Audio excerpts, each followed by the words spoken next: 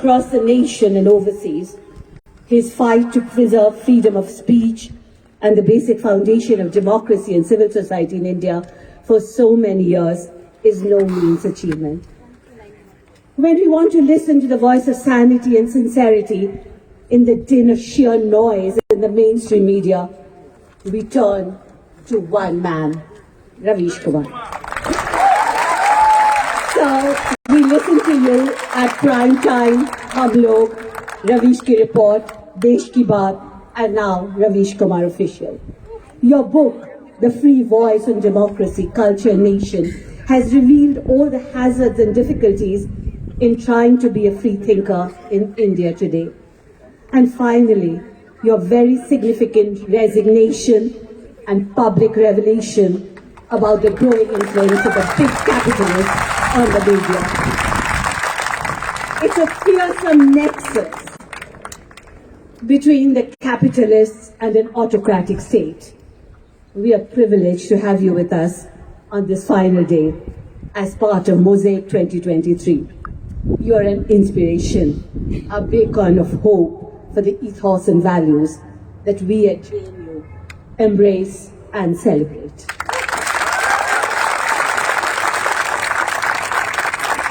I would like to introduce my predecessor in the JNU, Professor Anand Kumar,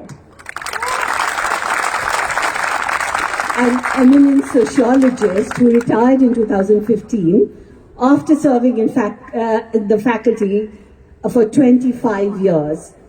His research and publications have been in political sociology, media and communication, social thought and globalization.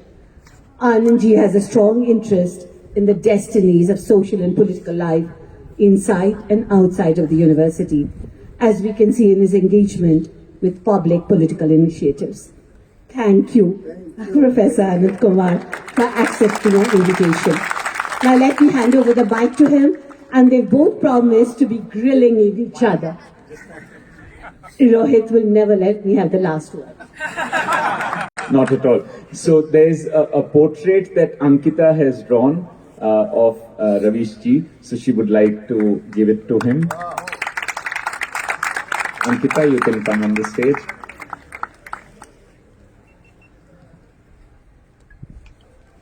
Photos.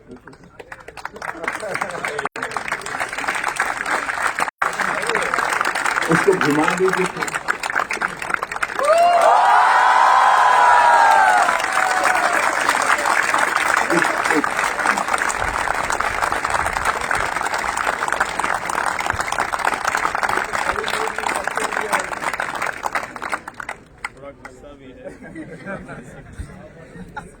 Thank you, Ankita. So, please, the stairs are on that side. Idhar se aa jaiye. And the final word would always be of Ravish Kumar. So I was just doing it.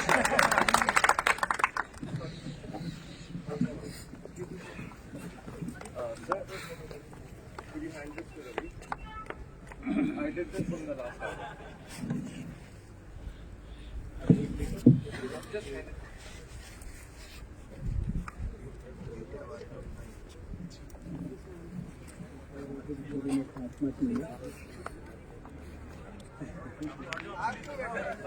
Thank you.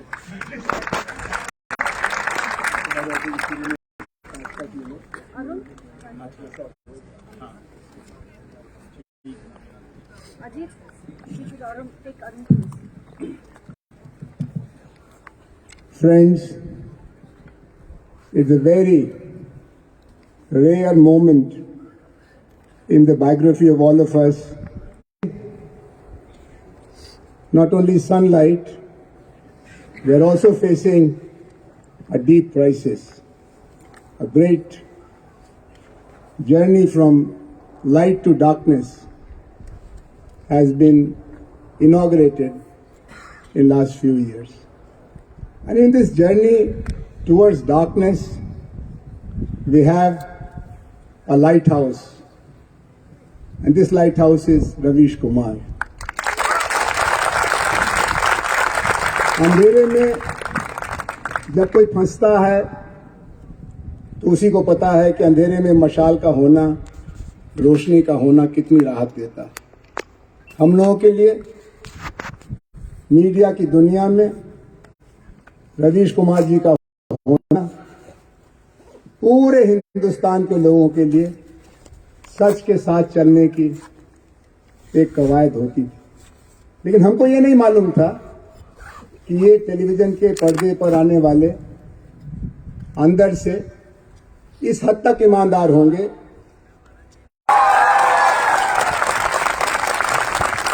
हम चांदी के सिक्कों पर बिकने वाले नहीं हैं। हम तुम्हारे डर से चुप रहने वाले नहीं हैं। हम भारत की संतान हैं और भारत जैसा चाहेगा वही हम कहेंगे, वही बोलेंगे, वही करेंगे। और सलाम इस हिंदुस्तान को कि जिस दिन रवीश भाई ने एनडीटीवी पर अडानी दरबार के कब्जे का विरोध करते हुए इस्तीफा दिया, 48 घंटे में रवीश कुमार के साथ 45 लाख लोग खड़े हुए। ये हमारे यकीन को मजबूत करता है। आज ये जो जवाहरलाल नेहरू विश्वविद्यालय अध्यापक संघ ने 4 दिनों का मोज़ाइक प्रोग्राम बनाया और जुड़ते और जोड़ते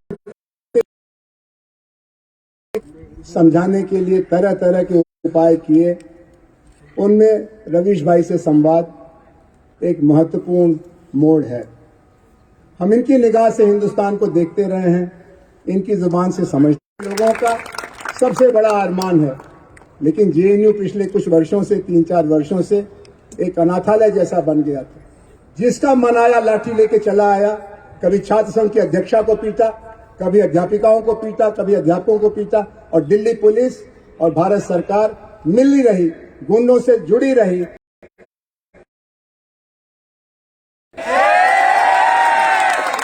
लेकिन तब राहत का मलहम रवीश कुमार जी ने लगाया था। हम उसी एहसान को पूरे सम्मान के साथ आपको चुकाना चाहते हैं, क्योंकि मदद करने का सेशन है। इसको हम पहले शुरुआती आत्मवक्तव्य सेल्फ स्टेटमेंट जैसा 5 मिनट 7 मिनट का रखें और उसके बाद फिर रवीश जी से बातचीत की जाए। आप जानते हैं कि रवीश जी से सवाल पूछना बहुत कठिन काम है। ये सारे हिंदुस्तान की तरफ से सवाल पूछते रहे हैं और जिससे ये सवाल पूछते हैं उसकी घिघी बन जाती है। लेकिन आज ऊंट पहाड़ के नीचे आया है। मैं पिछले कई बरस में कई बार एनडीटीवी के स्टूडियो में इनके सवालों के सामने खड़ा रहता था, और जब मुझे निमंत्रण मिला तो हमने कहा कोई चांस नहीं है कि मैं ना आऊं। मैं बनारस से कल रात 12 बजे आया। मुझे लगा कि इनसे बात करने का मौका मेरे लिए सम्मान की बात तो है ही, जेएनयू के लिए सम्मान की बात है और जेएनयू टीए के लिए बहुत बड़े अभिमान की बात है। तो मैं आपकी तरफ से रवीश जी का स्वागत करते हुए इनसे निवेदन करता हूं, आग्रह करता हूं, I request him to make his opening remarks, how he looks at the situation today in collective terms as a nation and in personal terms as a person, by Ravish Kumar. बहुत बहुत शुक्रिया प्रोफेसर आनंद, बहुत बहुत शुक्रिया जेएनयू अध्यापक संघ का, जो आने की मानसिक प्रक्रिया से गुजर रहा था और जिस प्रक्रिया से मुझे गुजारा जा रहा था उसके बारे में मैं थोड़ी टिप्पणी करना चाहता हूं, जिससे अंदाजा मिल सके कि देश के हालात क्या हैं और एक व्यक्ति की जिंदगी की परिस्थितियां क्या हैं। मैं आ तो रहा था उस व्यक्ति के नाम पर बने मेले में, जिस व्यक्ति से आज तक किसी ने नहीं कहा कि तुमने अपना नाम नाना के नाम पर क्यों नहीं रखा। तो हमें नहीं मालूम कि नेहरू का नाम उनके नाना के नाम पर था या उनके दादा के नाम पर था, लेकिन नाम नेहरू था और जवाहरलाल नेहरू के नाम पर बने इस विश्वविद्यालय में मैं आया, जहां इतने शानदार। मेरी हमसफर दोस्त मैना कहा करती हैं कि बाहर तो तुम बोल लेते हो, वो फ्लूक में चल जाता होगा, लेकिन जेएनयू में बोलने जा रहे हो, थोड़ी तैयारी कर लो, यहां फ्लूक में नहीं चलेगा। लेकिन आज मैं तैयारी करके नहीं आया हूं, तो आ रहा था तो जब लोग में जा रहा हूं, तो उन्होंने कहा कि अरे बताया नहीं, अकेले जा रहे हो? मैंने कहा हाँ मैं अकेले जा रहा हूं। और तो जेएनयू में अकेले जा रहे हो? मैंने कहा मैं तो 3 लोगों के गुजरात में भी अकेले जाता हूं।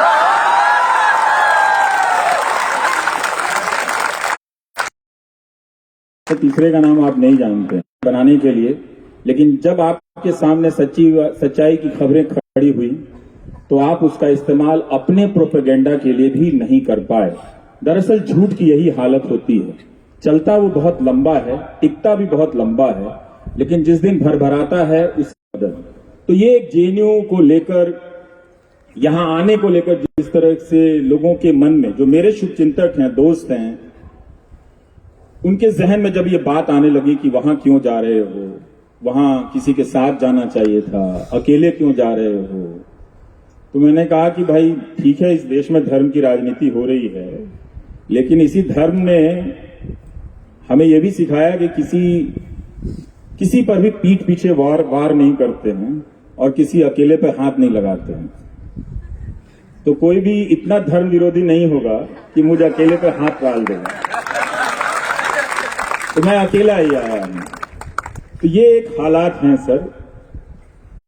2014 के बाद जिस तरह से पहले ही दिन से मीडिया के न्यूज रूम के भीतर जो हमला हुआ था, उसको लेकर जो मेरी छटपटाहट थी वो आने वाले वर्षों में होती चली गई। तब मुझे मेरे ही करीब के लोग कहा करते थे कि कुछ ज्यादा आपकी प्रतिक्रिया है, बहुत तीखी है, सच्चाई ऐसी नहीं है और ये देश ऐसा नहीं है। देश कभी भी एक तरफा नहीं झुकेगा और ऐसा नहीं होगा कि न्यायपालिका सवाल के रूप में खड़ा हो जाता है कि उमर खालिद के साथ जो कुछ भी हुआ हो रहा है। हम इस स्थिति में पहुंच गए हैं कि जामिया, जब एक जेएनयू का मेयार गिरा दिया गया तो बगल में जामिया पर भी हमला हुआ और वो भी अपने आप को नहीं बचा सका। उसके छात्रों के खिलाफ जो पहला फैसला आता है और उसमें जज की जो टिप्पणी है, उस टिप्पणी पर देखिए हाईकोर्ट का फैसला आता है। तथ्य तो एक ही हो सकता है ना कि पुलिस के पास सबूत नहीं और वो सबूत नहीं है और किसी बेगुनाह को आप हफ्तों, महीनों, वर्षों जेल में डाल दें, तो उसका एक संदर्भ बनता है कि किस संदर्भ में बिना सबूत के छात्रों को आप डाल सकते हैं। तो उस संदर्भ पे उनकी न्याय की जानकारी में, कानून की जानकारी में वे अपने स्तर पर फैसला ले सकते हैं, मगर ट्रोल किए जाने या किसी अन्य आशंकाओं की वजह से, एप्रीहेंशन की वजह से वो जमानत का फैसला तक नहीं दे रहे हैं। जब जज की प्रक्रिया की एक सच्चाई है, हर दौर की सच्चाई है, हर सरकारों की सच्चाई है, हम सब जानते हैं, और उसे एक्सपंज करा दिया जाता है, फिर बाद में जज रिक्यूज कर लेते हैं। जो भी परिस्थितियां हैं हम सब देख रहे हैं, मगर हम कब तक देखेंगे? क्या हम देख रहे हैं? क्या हम बोल रहे हैं? उस अनुपात में इन प्रश्नों को हम सबको इन प्रश्नों के सामने खड़े करना पड़ेगा कि हम क्या इसके समक्ष हैं। हम इसके समक्ष खड़े हैं, बोल रहे हैं, मगर हमारा अनुपात छोटा है। सत्ता जिनके कब्जे में है, का अहंकार इतना ज्यादा हो गया है कि अब चीजों को, सवालों को वो सत्ता में होने के हिसाब से बोल रहे हैं। ऐसा लगता है कि उनके पास अपना जवाब नहीं था, तो उन्होंने उस जावेद अख्तर का संवाद चुरा लिया जिस जावेद अख्तर से वो नफरत करते हैं। जाओ पहले अपने भाई का साइन लेकर आओ, उससे होकर गुजरना पड़ेगा सवालों को। जिन्हें झोपड़ी मिली है, घर मिला है, उनसे आपके सवालों को होकर गुजरना पड़ेगा। जिन्हें हमने बिजली का कनेक्शन दिया है, उनसे गुजरना पड़ेगा। तो उन सब का आप साइन लेकर आएंगे, तब आप अदानी के बारे में सवाल पूछ सकते हैं कि आपका अदानी से रिश्ता क्या है। तो हम इस मकाम पर खड़े हैं। बहुत अच्छी बात है कि इसी जेएनयू से चीजों को ध्वस्त करने की शुरुआत हुई थी, और जो हमला था वो एक लैंडमार्क है इस देश की राजनीति का। वो एक विश्वविद्यालय पर, क्योंकि मुझे लग रहा था आए तो सब लोग हैं, कुछ सेब लेकर आए होंगे, कुछ अंडे भी। तो मैं 2 तरह के रुमाल लेकर आया था, पर लगता है उसकी जरूरत नहीं पड़ेगी। पर यह अच्छी बात है कि उनमें भी धीरे धीरे आगे चलकर सुनने की सहनशीलता विकसित हुई, और ये सहनशीलता उनमें खुद से नहीं हुई, क्योंकि उन्हें जिस तरफ बहाया जा रहा था, वो अच्छे लोग थे, वो जरूर अलग धारा में सोचने के प्रशिक्षित लोग हैं, और अलग तरह की धाराओं में सोचने वाले लोग होने ही चाहिए। अगर नहीं हो तो फिर जेएनयू होने का कोई मतलब नहीं रह जाता है। तो उनका होना भी जेएनयू को समृद्ध करता था। लेकिन जिस तरह से नकारपोश लोग यहां के हॉस्टलों में घुस आए और आज तक नहीं पकड़े गए, वाकई मुझे लग रहा था कि क्या मुझे भी मंकी कैप लेकर चलना चाहिए, कि बोल कर तो आऊं मगर किसी को पता ना चले कि रवीश आया था। तो वो अब नहीं है, चीजें बदल रही हैं। इसी तरह से चीजें खूबसूरत होती रहें, और जब हम कहें कि बागों में बहार है तो लोग भी कहें कि हाँ वाकई में बहार है, यहाँ आप आ सकते हैं, यहाँ पर आप बोल सकते हैं। तो ये जेएनयू वो अर्जित करता है जिस जेएनयू के नाम पर पूरे देश के विश्वविद्यालयों में या पूरे देश के छात्रों में, जिनके भीतर एक सपना पनपा था अच्छी यूनिवर्सिटी का, उसे कुचला गया, उसे उसके सपने से जेएनयू को विस्थापित कर दिया गया। लेकिन ये नहीं बताया गया कि अगर जेएनयू नहीं तो दूसरा आदर्श विश्वविद्यालय कौन है, उन्हें ये नहीं बताया गया। पर कितनी सुंदर बात है कि इन तमाम हमलों के बीच जेएनयू खड़ा रहा कि हम नहीं, दूसरा कौन है ये हम नहीं जानते, मगर दूसरे का नाम आने से पहले हम ये जानते हैं कि हम हैं। तो आप हैं, तो आप सबका होना हमारे वक्त के लिए बहुत अच्छी बात है। उस वक्त भी जो यहाँ के छात्र थे, उन्होंने रातों को जागकर उस हमले का मुकाबला किया था, वो सब इस इतिहास के विद्यार्थी हैं।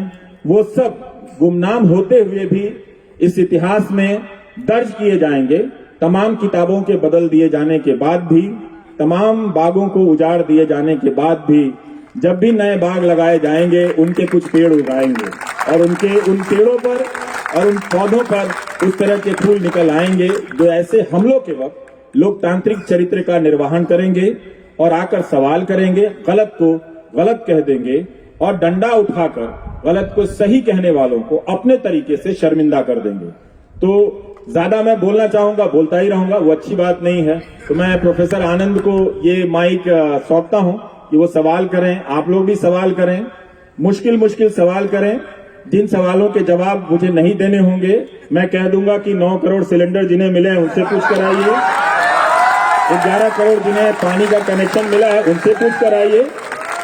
और मैं जावेद अख्तर को निजी रूप से उलाहना भेजूंगा कि आपने ऐसा डायलॉग क्यों लिखा कि जाओ पहले उस आदमी का साइन लेकर आओ। कम से कम प्रधानमंत्री को कॉपीराइट की फीस जावेद अख्तर को भिजवा देनी चाहिए थी। अगर इस देश में जावेद अख्तर ना हुए होते तो प्रधानमंत्री अदानी को संसद में खड़े होकर डिफेंड नहीं कर पाते। तो आपको और हम सबको इस बात के लिए शुक्रगुजार होना चाहिए कि कम से कम मेरे आने से पहले जावेद अख्तर इस दुनिया में आ गए थे, और वो फिल्मों में आ गए थे। अच्छी बात ये हुई कि फिल्मों में वो डायलॉग लिख रहे थे कि भाई जाकर पहले उस आदमी का साइन लेकर आओ।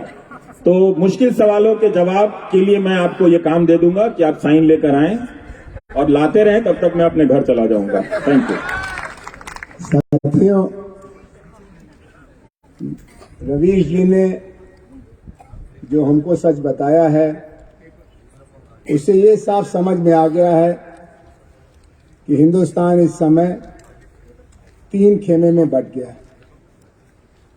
एक खेमा भक्तों का है, और उन भक्तों के होने के बावजूद अडानी के प्रसंग पर लोकसभा में भारत का प्रधानमंत्री जैसा बौखला के अपनी छाती पीट रहा था, हमें लगा कोई पागल गोरिल्ला हिंदुस्तान की संसद में घुस आया है। छाती पीटने से सच नहीं पिटेगा, झूठ सामने आएगा। दूसरी दुनिया बन रही है धीरे धीरे बागियों की। बागियों का सरताज, बागियों का सरदार रवीश कुमार, और बागियों का विश्वविद्यालय जवाहरलाल नेहरू विश्वविद्यालय। लेकिन सच कहना अगर बगावत है तो समझो हम भी सच कहना अगर बगावत है तो समझो हम भी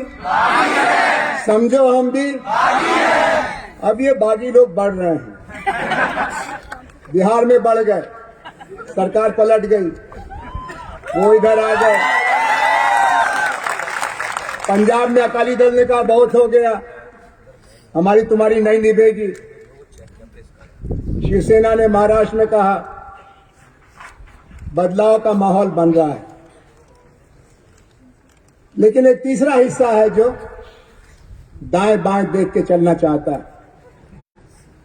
ऐसे लोग मध्यस्थ हैं, इनको इतिहास मौका दोबारा सुधरने का नहीं देगा, अपराधियों की श्रेणी में गिने जाएंगे।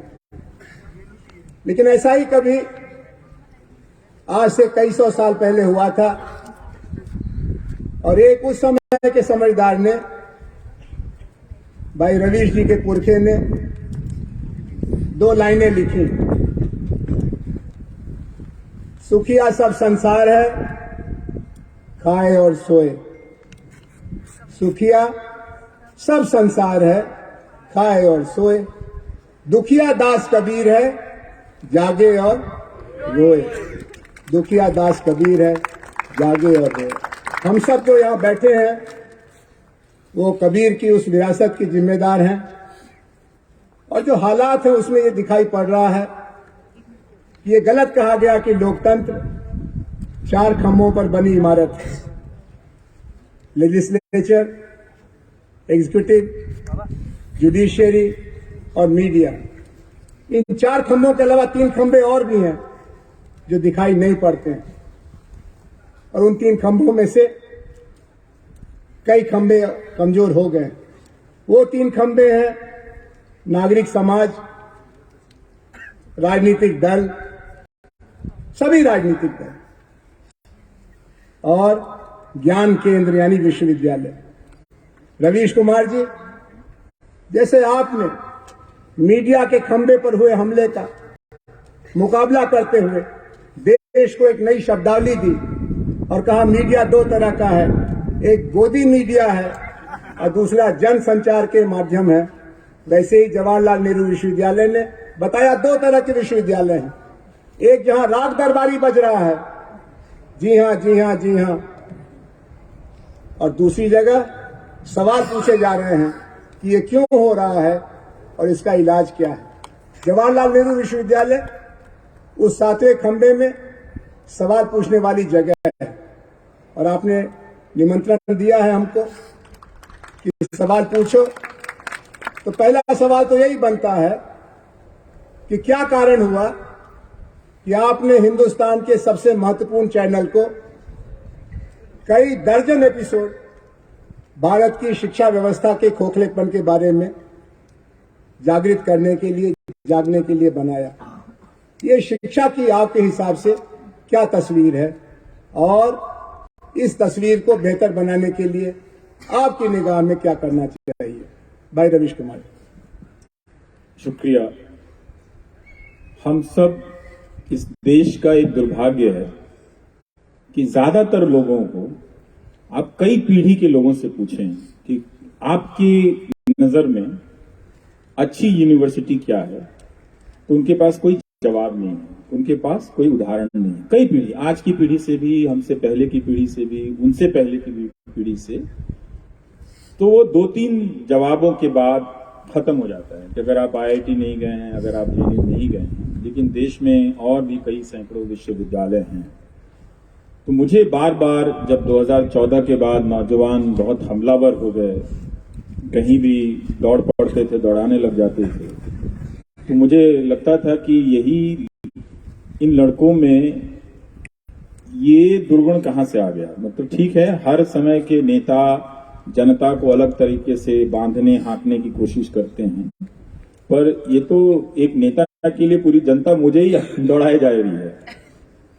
तो बार बार मैं इसे समझने की कोशिश कर रहा था और जो हजारों व्हाट्सएप मैसेजेस आ रहे थे उन सबको पढ़ते हुए लगा कि ये क्लिक क्यों कर रहा है, इसको लिखने वाला कौन है। तो मैं एक निष्कर्ष पर पहुंचा कि जो लिखने वाला है वो बहुत ही हाई क्वालिटी के ट्रेंड लोग हैं जो व्हाट्सएप लिख रहे थे, जिनका आप जैसे लोगों की बिरादरी के लोग मजाक उड़ा रहे थे, पर मैं उनकी उस भाषा का, उस कंस्ट्रक्ट को बहुत गौर से देख रहा था कि इसके पीछे बहुत ही प्रबुद्ध लोगों का दिमाग है और बहुत ही हाई एंड लेवल पे जाके, या मतलब आपके ही स्किल का कोई प्रोफेसर, आपके ही स्किल का कोई स्टूडेंट या आपके ही स्किल का कोई रिसर्चर ये काम कर रहा था, जो एक झूठ को इस तरह से, ऐतिहासिक झूठ को, धार्मिक झूठ को इस तरह से कंस्ट्रक्ट कर रहा था कि उन लोगों को लग रहा था कि पहली बार उन्हें नॉलेज मिला। तब बात मुझे समझ में आई कि ज्ञान का अंतर या ज्ञान की असमानता इस देश में आर्थिक असमानता से भी ज्यादा है। हम और आप में पैसे का बहुत फासला हो सकता है, आप छात्रों के बीच भी पैसे का बहुत फासला हो सकता है। क्योंकि आप जेएनयू में हैं तो आप सभी का एक स्तर है, तो वो वहां भी फासला है, मगर उन फासलों में काफी अंतर है, बहुत कम दूरियां हैं। लेकिन जैसे ही आप यहां से बलरामपुर की किसी यूनिवर्सिटी के छात्र या मोतिहारी के यूनिवर्सिटी के एमएस कॉलेज के किसी छात्र के नॉलेज से आप तुलना करें या मगध यूनिवर्सिटी के किसी छात्र के नॉलेज से तुलना करें, तो ज्ञान की असमानता वो भयानक है। तो हमने उन छात्रों को ये कभी पता ही नहीं चलने दिया, उनके बाप दादाओं को भी नहीं, उनको भी नहीं, कि आपके इलाके में जो कॉलेज है, जो यूनिवर्सिटी है, वो खंडहर है। हजारों के हजारों छात्र हर साल पास होकर निकलते रहे, पर उन्हें पता ही नहीं चला कि अच्छी मिठाई होती क्या है, तो वो स्वाद नहीं दिया गया। वो स्वाद उन्हें व्हाट्सएप से मिलने लगा था और उसके रंगीन अक्षरों से, उसकी रंगीन डिजाइन से मिल रहा था, जिसे वो पहली बार ज्ञान के रूप में ग्रहण कर रहे थे। और उनका आत्मसम्मान, आत्मबल, उस जिसे हम कहते हैं प्रोपेगेंडा, उससे उनको बढ़ रहा था।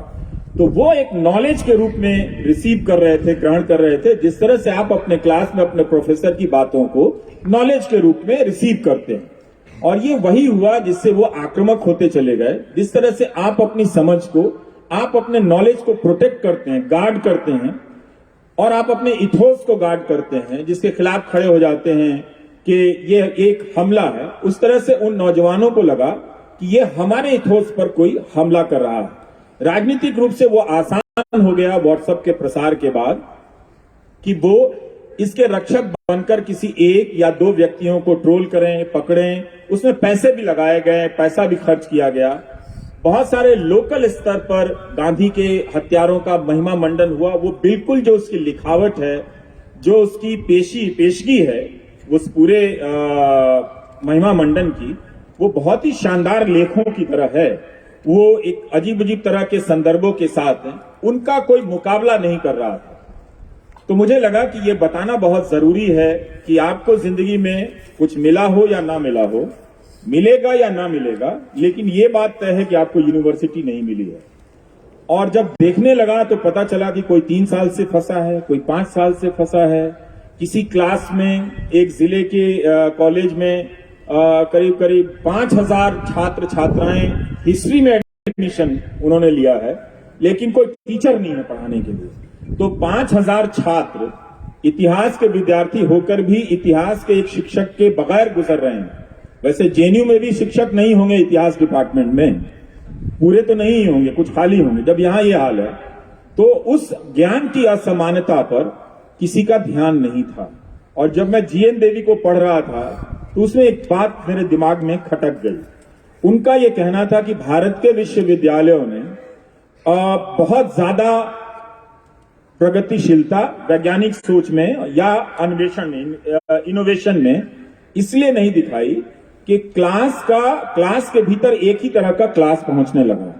जो भारत की गरीबी थी वो उन जिलों के नौजवानों को उन घटिया कॉलेजों से भी वंचित कर रही थी।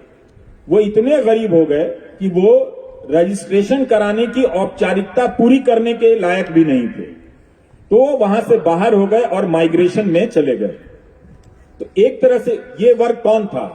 ये वर्ग था अनुसूचित जाति का, जनजाति का और पिछड़ों का। तो ये बड़ा वर्ग जो अपनी गरीबी, अपने सामाजिक पृष्ठभूमि से क्लास में आता और अपनी सहज बौद्धिकता से, अपनी नैसर्गिकता से क्लास को समृद्ध कर देता। और कुछ संभ्रांत घरों के बच्चे भी होते हैं, तो इस तरह का अनुपात अगर क्लास में बैठता तो वो भी इनसे सीखता और ये भी इनसे सीखते, तो क्लास के भीतर चैलेंज खत्म हो गया नॉलेज का। तो ये चीज मैं देख रहा था, तो मुझे लगा कि ये इस वक्त की सबसे बड़ी जरूरत है, इस पर बात करना। जब नौजवान आने लगे तो कहते थे कि हम चाहते हैं कि आप मुझ पे, हमारी यूनिवर्सिटी पे फोकस करें, पर हम मोदी समर्थक हैं और रहेंगे। तो हमने कहा आप जीवन भर रहें, मुझे उससे कोई समस्या नहीं है। अगर आपने राजनीतिक शादी कर ली है, आप निभाइए उसे, मुझे उससे कोई समस्या नहीं है। आप मुझे बताइए कि अगर मैं ये बात उठाऊं तो क्या आप नहीं चाहेंगे? उन्होंने कहा नहीं, हम चाहते हैं कि हमें अच्छा शिक्षक मिले, हम चाहते हैं हमें अच्छी किताब मिले। तो उससे एक प्रेरणा मिली। उसके बदले में फीस मुझे भी दी गई कि वो नौजवान मोदी समर्थक बने रहे, पर उन्होंने मुझे गालियां देनी बंद कर दी या कम कर दी। तो वो एक अच्छा ट्रेड ऑफ था दोनों के बीच में, और इसका एक फायदा तो हुआ। कई जगह सत्रों में करेक्शन आया, कई जगह शिक्षक बहाल किए गए, और कई जगह वाइस चांसलर ने भी माना कि हाँ ये एक बड़ी समस्या है। और कई जगहों पर आरएसएस के लोग हों या मोदी समर्थक लोग हों, उन्होंने भी इसे स्वीकार किया कि अगर हम किसी भी प्रकार का भारत चाहते हैं तो उस भारत में अच्छी शिक्षा व्यवस्था तो होनी ही चाहिए। ये और बात है कि वो कर नहीं पा रहे हैं, उनके बस की बात नहीं है, लेकिन उन्होंने इसे बुनियादी समस्या के रूप में स्वीकार किया। तो इसका फायदा ये हुआ कि ये सबके लिए था और सबने इसे अलग अलग रूप से देखा, तो उस ताकत से मैं करता चला गया। शिक्षा का जो चेहरा है आपने दिखाया, आपने बेरोजगारी के सवाल को भी बहुत हमदर्दी से देखा। अक्सर हम बेरोजगार नौजवानों को दोष देते हैं कि तुमने पढ़ाई अच्छी नहीं की तो तुमको नौकरी कैसे मिलेगी, या अगर पढ़ाई अच्छी की है तो कहते हैं कि तुम्हारे बाप के पास इतना पैसा नहीं है कि लक्ष्मी पूजा कर सके तो नौकरी कैसे मिलेगी, या कहते हैं कि तुम्हारी भाषा अच्छी नहीं है, तुम मम्मी डैडी कल्चर से नहीं आए और नौकरी बड़ी चाहते हो। आपने इन सब सवालों को परे करके जॉबलेस ग्रोथ का सच सामने रखा। अभी जो बजट आया है उसके बारे में फिर दावा किया जा रहा है कि जॉब बूम होने वाली है और थोड़ा सा इंतजार और करो। आप इस धोखे के बारे में अन्य लोगों से अलग क्यों लिखते हैं या क्यों कहते हैं? क्योंकि मुझे उनके ही समर्थक आकर बताते हैं कि उनकी हालत खराब है, और वो ये भी बताते हैं कि वो पाला नहीं बदल सकते। मैं उनसे पूछता हूं मैं क्या करूं, मैं भी बदल लूं पाला? तो कहते नहीं, आप उधर ही रहो, आप बोलते हो तो हमारा काम हो जाता है। और ये सच बात है कि वो आते हैं। देखिए, इस तमाम दावों के बीच में ये तो सरकार का ही आंकड़ा है कि 25,000 रुपया आप महीना का कमा लें तो चोटी के 10% लोगों में आ जाते हैं। तो ये तो समृद्ध भारत नहीं हुआ। सरकार का ही आंकड़ा है कि 10,000 रुपया महीना कमाना इस देश में कितना मुश्किल है। जो ज्यादातर नई नौकरियां दिख रही हैं वो डिलीवरी बॉयज की दिख रही हैं, पर उनकी सामाजिक सुरक्षा कितनी खराब है। आप उनको देखिए कि वो कम पैसे में दिन रात, उस वक्त में जब सड़क पर बाइक चलाने के लिए जगह नहीं है, उसी जैम के भीतर में उनके लिए एक रोजगार आया है, जो डिलीवरी कर रहे हैं, घरों में भाग रहे हैं, हाँफ रहे हैं, लेकिन महीने का 10,000 या 20,000 रुपया भी नहीं कमा पा रहे हैं। तो ये जॉब क्रिएट किया है इन्होंने इनकी आर्थिक नीतियों में।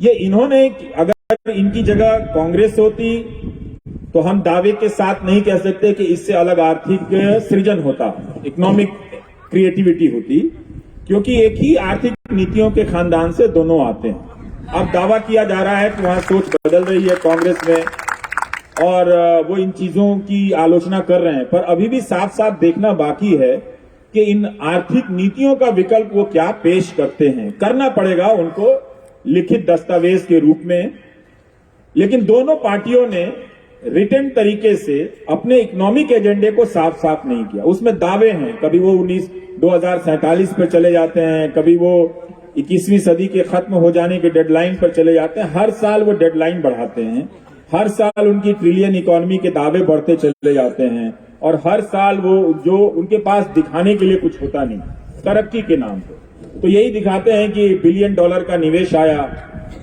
पर ये नहीं बता पाते कि अदानी की कंपनी में जो निवेश आया वो मॉरिशस से कैसे आ गया, आया कि नहीं आया। तो जो आर्थिक नीतियां हैं वो जरूर कुछ घरानों के लिए समृद्धि देने वाली हैं, पहले से भी चली आ रही हैं। हमको उन नीतियों की निरंतरता को तोड़ने की जरूरत है, क्योंकि उन नीतियों को बहुत साल दे दिए गए।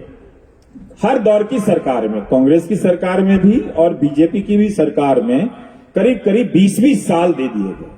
अगर आप वाजपेयी सरकार का भी मिला लें, मोदी सरकार का भी मिला लें, तो दोनों तरफ 15 से 20 साल का मिला के कोई 90 से लेकर अब तक कोई 30 साल से ज्यादा का वक्त दे दिया गया। और इस वक्त उन नीतियों से जरूर समाज में कुछ समृद्धि आई है, कुछ बढ़ोतरी हुई है, लेकिन अंत में जाकर यही दिखता है कि कोई 25,000 रुपया भी कमा नहीं पाता है। तो इन चीजों की बात आप कैसे करेंगे? अब मुश्किल यह है कि इन चीजों की बात करना भी सरकार के खिलाफ बात करना हो गया।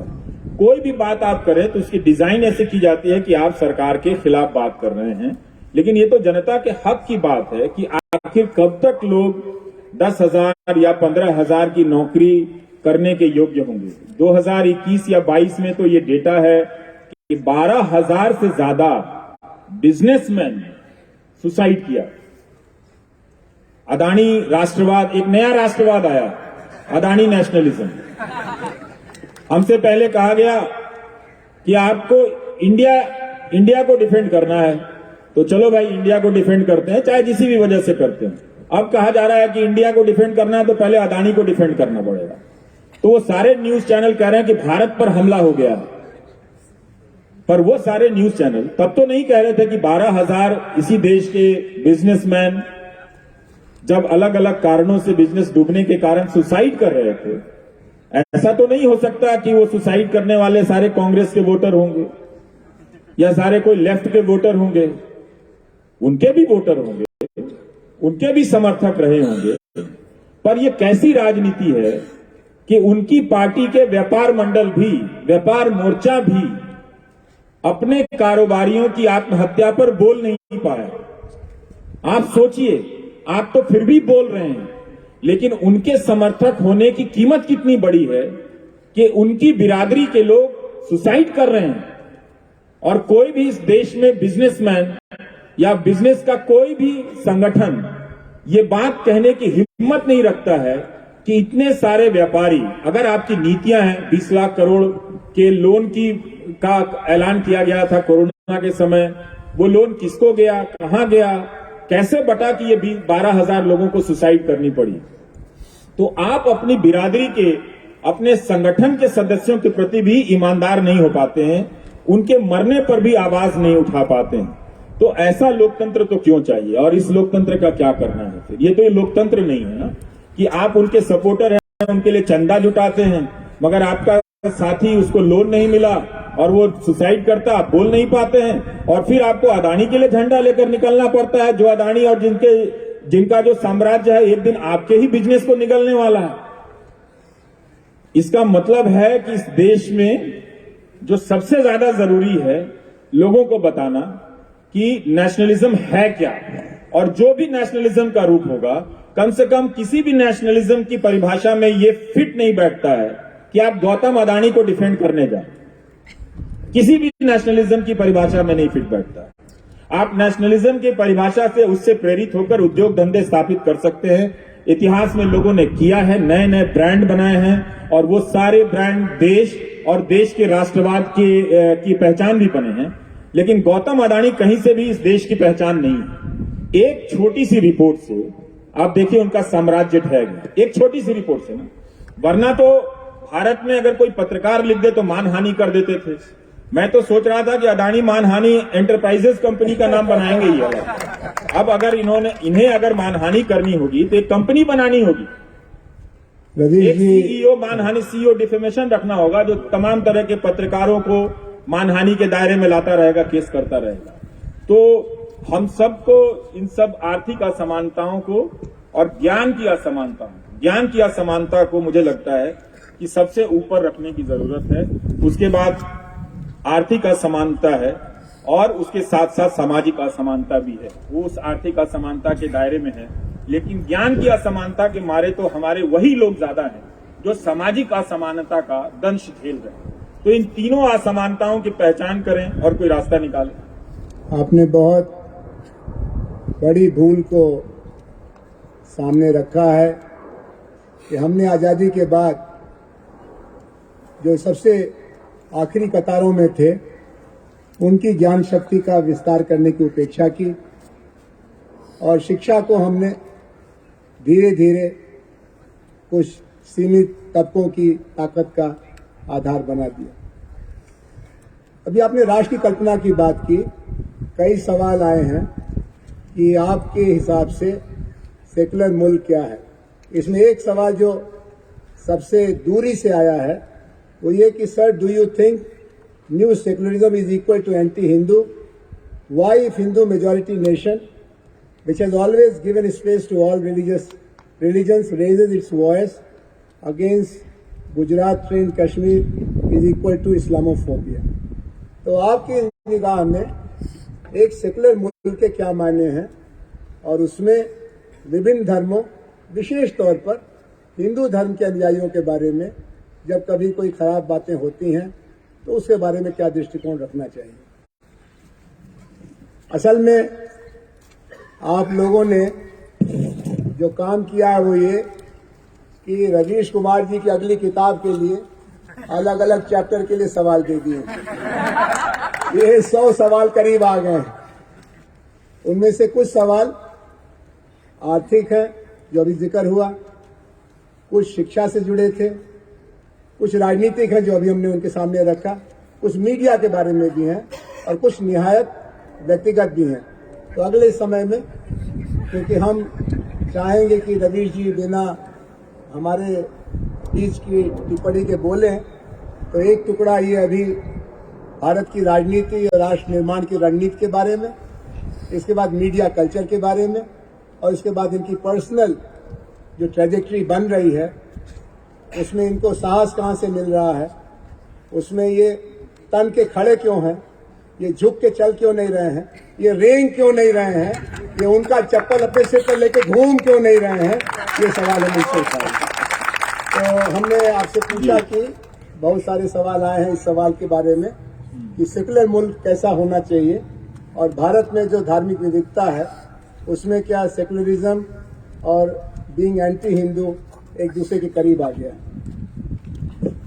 बहुत अच्छा सवाल है, सब सवाल ही अच्छे हैं, लेकिन मुझे वो अच्छा लग रहा है जो लोग पेड़ के नीचे खड़े होकर सुन रहे हैं, क्योंकि मैंने ज्यादातर रैलियों को पेड़ के नीचे ही खड़े होकर सुना है। तो मुझे आज यहाँ अच्छा नहीं लग रहा है कि यहाँ कोई और बोल रहा होता मैं वहां होता। आज जरूर शुरुआत इसकी आपने बागी की बात की, मैं वहां से शुरू करता हूँ, देशद्रोही की बात से। तो अब तो आप कोई भी बात कहिए तो आपका जो देशद्रोही का टैग है वो लग जाता है। तो मैं सोचता हूँ देशद्रोही कौन होता है? देशद्रोही हमेशा जो वही होते हैं जो सत्ता में होते हैं, क्योंकि जनता में जो होता है वो विद्रोही होता है। तो ये जो देशद्रोही लोग हैं ये संविधान की शपथ लेते हैं और संविधान का उल्लंघन करते हैं, फर्जी यूएपीए लगा देंगे, फर्जी एनएसए लगा देंगे। तो इनसे बड़ा तो कोई देशद्रोही नहीं हुआ ना। आम जनता ने तो अपनी सामाजिक आर्थिक जिम्मेदारियों का निर्वहन करने के लिए शपथ नहीं ली है, वो संविधान की बदौलत उसका नागरिक जरूर है, पर ये तो जब जिस दफ्तर में जाते हैं बाकायदा उस किताब की शपथ लेते हैं और ठीक उसका उल्लंघन करते हैं। तो जो स्कोप देशद्रोही होने का है वो पावर में बैठे लोगों का ज्यादा है। जनता में ज्यादा से ज्यादा लोग विद्रोही हो सकते हैं, है कि नहीं सर? अब रही बात कि भारत में जो नागरिकता और उसकी अवधारणा को आम जनों के बीच में ठीक से नहीं समझा गया, उस पर बहुत ज्यादा बहस नहीं हुई भी तो आज के दौर में इतना जब संचार विकसित नहीं था तो जनता के बीच नहीं हुई। तो जनता ने उस नागरिकता को अपने तरीके से समझा और बहुत खूबसूरत तरीके से समझा। लेकिन जब ये संचार के साधन माध्यम जब आए, तरह तरह का मीडिया जब आया, नाम उसका मीडिया हुआ, उसमें से मीडिया का काम ही गायब हो गया। तो जो संवैधानिक कॉन्स्टिट्यूशनल सिटीजनरी होनी चाहिए थी उसके जगह एक धार्मिक नागरिकता खड़ी करने की कोशिश कोशिश की गई और उसके साथ साथ धार्मिक नागरिकता, आप हिंदू नागरिकता कह सकते हैं, और अब उस तरह से अब किताबें भी लिखी जा रही हैं इस तरह के थीम पर। आज ही मैं किसी किताब का टाइटल देख रहा था, तो एक धार्मिक नागरिकता खड़ी करने की कोशिश की गई और इस नागरिकता का जो आधार था उसमें सूचना गायब, सूचना थी नहीं। सूचना, हम सब ज्यादातर लोग इस देश में सूचना विहीन नागरिकता जीते हैं। ज्यादातर लोग अखबार और टेलीविजन या किसी भी प्रकार की सूचना से, ईमानदार सूचना से दूर रहे, लंबे समय तक दूर रहे। उनके पास इंस्टीट्यूशंस के भीतर जो खराबियां आ रही हैं, उन खराबियों की जानकारी जो पहुंचती थी उसके माध्यम राजनीतिक दल ही थे, विरोधी दल थे, विपक्ष के दल थे, उससे ज्यादा पहुंचा करती थी कि इंदिरा गांधी ने क्या किया या किसी दूसरे प्रधानमंत्री ने इन इंस्टीट्यूशंस का क्या किया है। तो सबसे पहले विपक्ष पर हमला किया गया। आपके भीतर से विपक्ष के होने की संभावना समाप्त कर दी गई। इंफॉर्मेशन को करप्ट कर दिया गया सर। जब इंफॉर्मेशन करप्ट हो जाए तो और आपके पास इंफॉर्मेशन ना हो तो आप नागरिक हो सकते हैं कहलाने के लिए, पर नागरिकता का जो धर्म होता है उसे निभाने के लिए आप इक्विप्ड नहीं होते हैं, उससे लैस नहीं होते हैं। तो एक धार्मिक नागरिकता थोपी गई जिसे आप हिंदू नागरिकता के तौर पर देख सकते हैं। राजनीति में धर्म का आना, कई लोग कहते हैं कि हमारा देश कई तरह के धर्मों का देश है और राजनीति को, सामाजिक आचार व्यवहार को आप धर्म से अलग नहीं कर सकते, बिल्कुल नहीं कर सकते हैं। नेता धार्मिक समारोहों में आते जाते रहेंगे, चाहे वो व्यक्तिगत रूप से जाएं या राजनीतिक रूप से जाएं या उनका जो भी करें। लेकिन मेरी अपनी समझ है कि राजनीति में जब धर्म आता है तो वो राजनीति में अधर्म पैदा करता है। राजनीति में जब धर्म आता है तो धर्म की राजनीति करने वालों के बीच वो साहस खत्म कर देता है, सत्य को सुनने की साहस खत्म कर देता है। धर्म की दुकान या धर्म का अस्तित्व या धर्म का महात्म्य, इंपॉर्टेंस जो है, रेलेवेंस जो है, इस बात पर है कि आप कुछ एथिकल कोड का पालन करेंगे। कोई भी रिलीजन इस बात का दावा करता है कि वो एक सर्टेन एथिकल कोड में विश्वास करता है, इसलिए वो धर्म के अनुयायियों को ये कहता है कि तुम झूठ मत बोलो, तुम सच बोलो।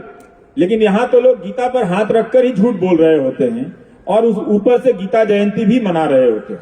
और अगर आप सच बोलें तो आपका जो प्लेटफॉर्म है, जिस कुर्सी पर हम दोनों बैठे हैं, पता नहीं कौन खरीद के ले जाए, तो वो भी गायब हो जाता है। तो एक ऐसे देश में जब धर्म की स्थापना राजनीति में या मुल्क के चरित्र के रूप में की जाए तो थोड़ा संदेह से देखना चाहिए। सेकुलर मुल्क वो मुल्क होता है जहां पर संविधान की बुनियादी समझ ज्यादा से ज्यादा। हम सेकुलर मुल्क थे, अभी भी हैं, उसे बदलने की बहुत कोशिशें की जाती हैं, कर भी चुके हैं बहुत हद तक, मगर उसकी आत्मा, उसके बीज अभी खत्म नहीं हुए हैं। लेकिन होता यह है कि संविधान की समझ इतनी कमजोर है लोगों में, उसके प्रति निष्ठा इतनी, उसे कमजोर इसलिए कहेंगे कि जानकारियां कम। बहुत सारे लोग इस देश में मिल जाएंगे जिन्होंने संविधान की किताब नहीं देखी।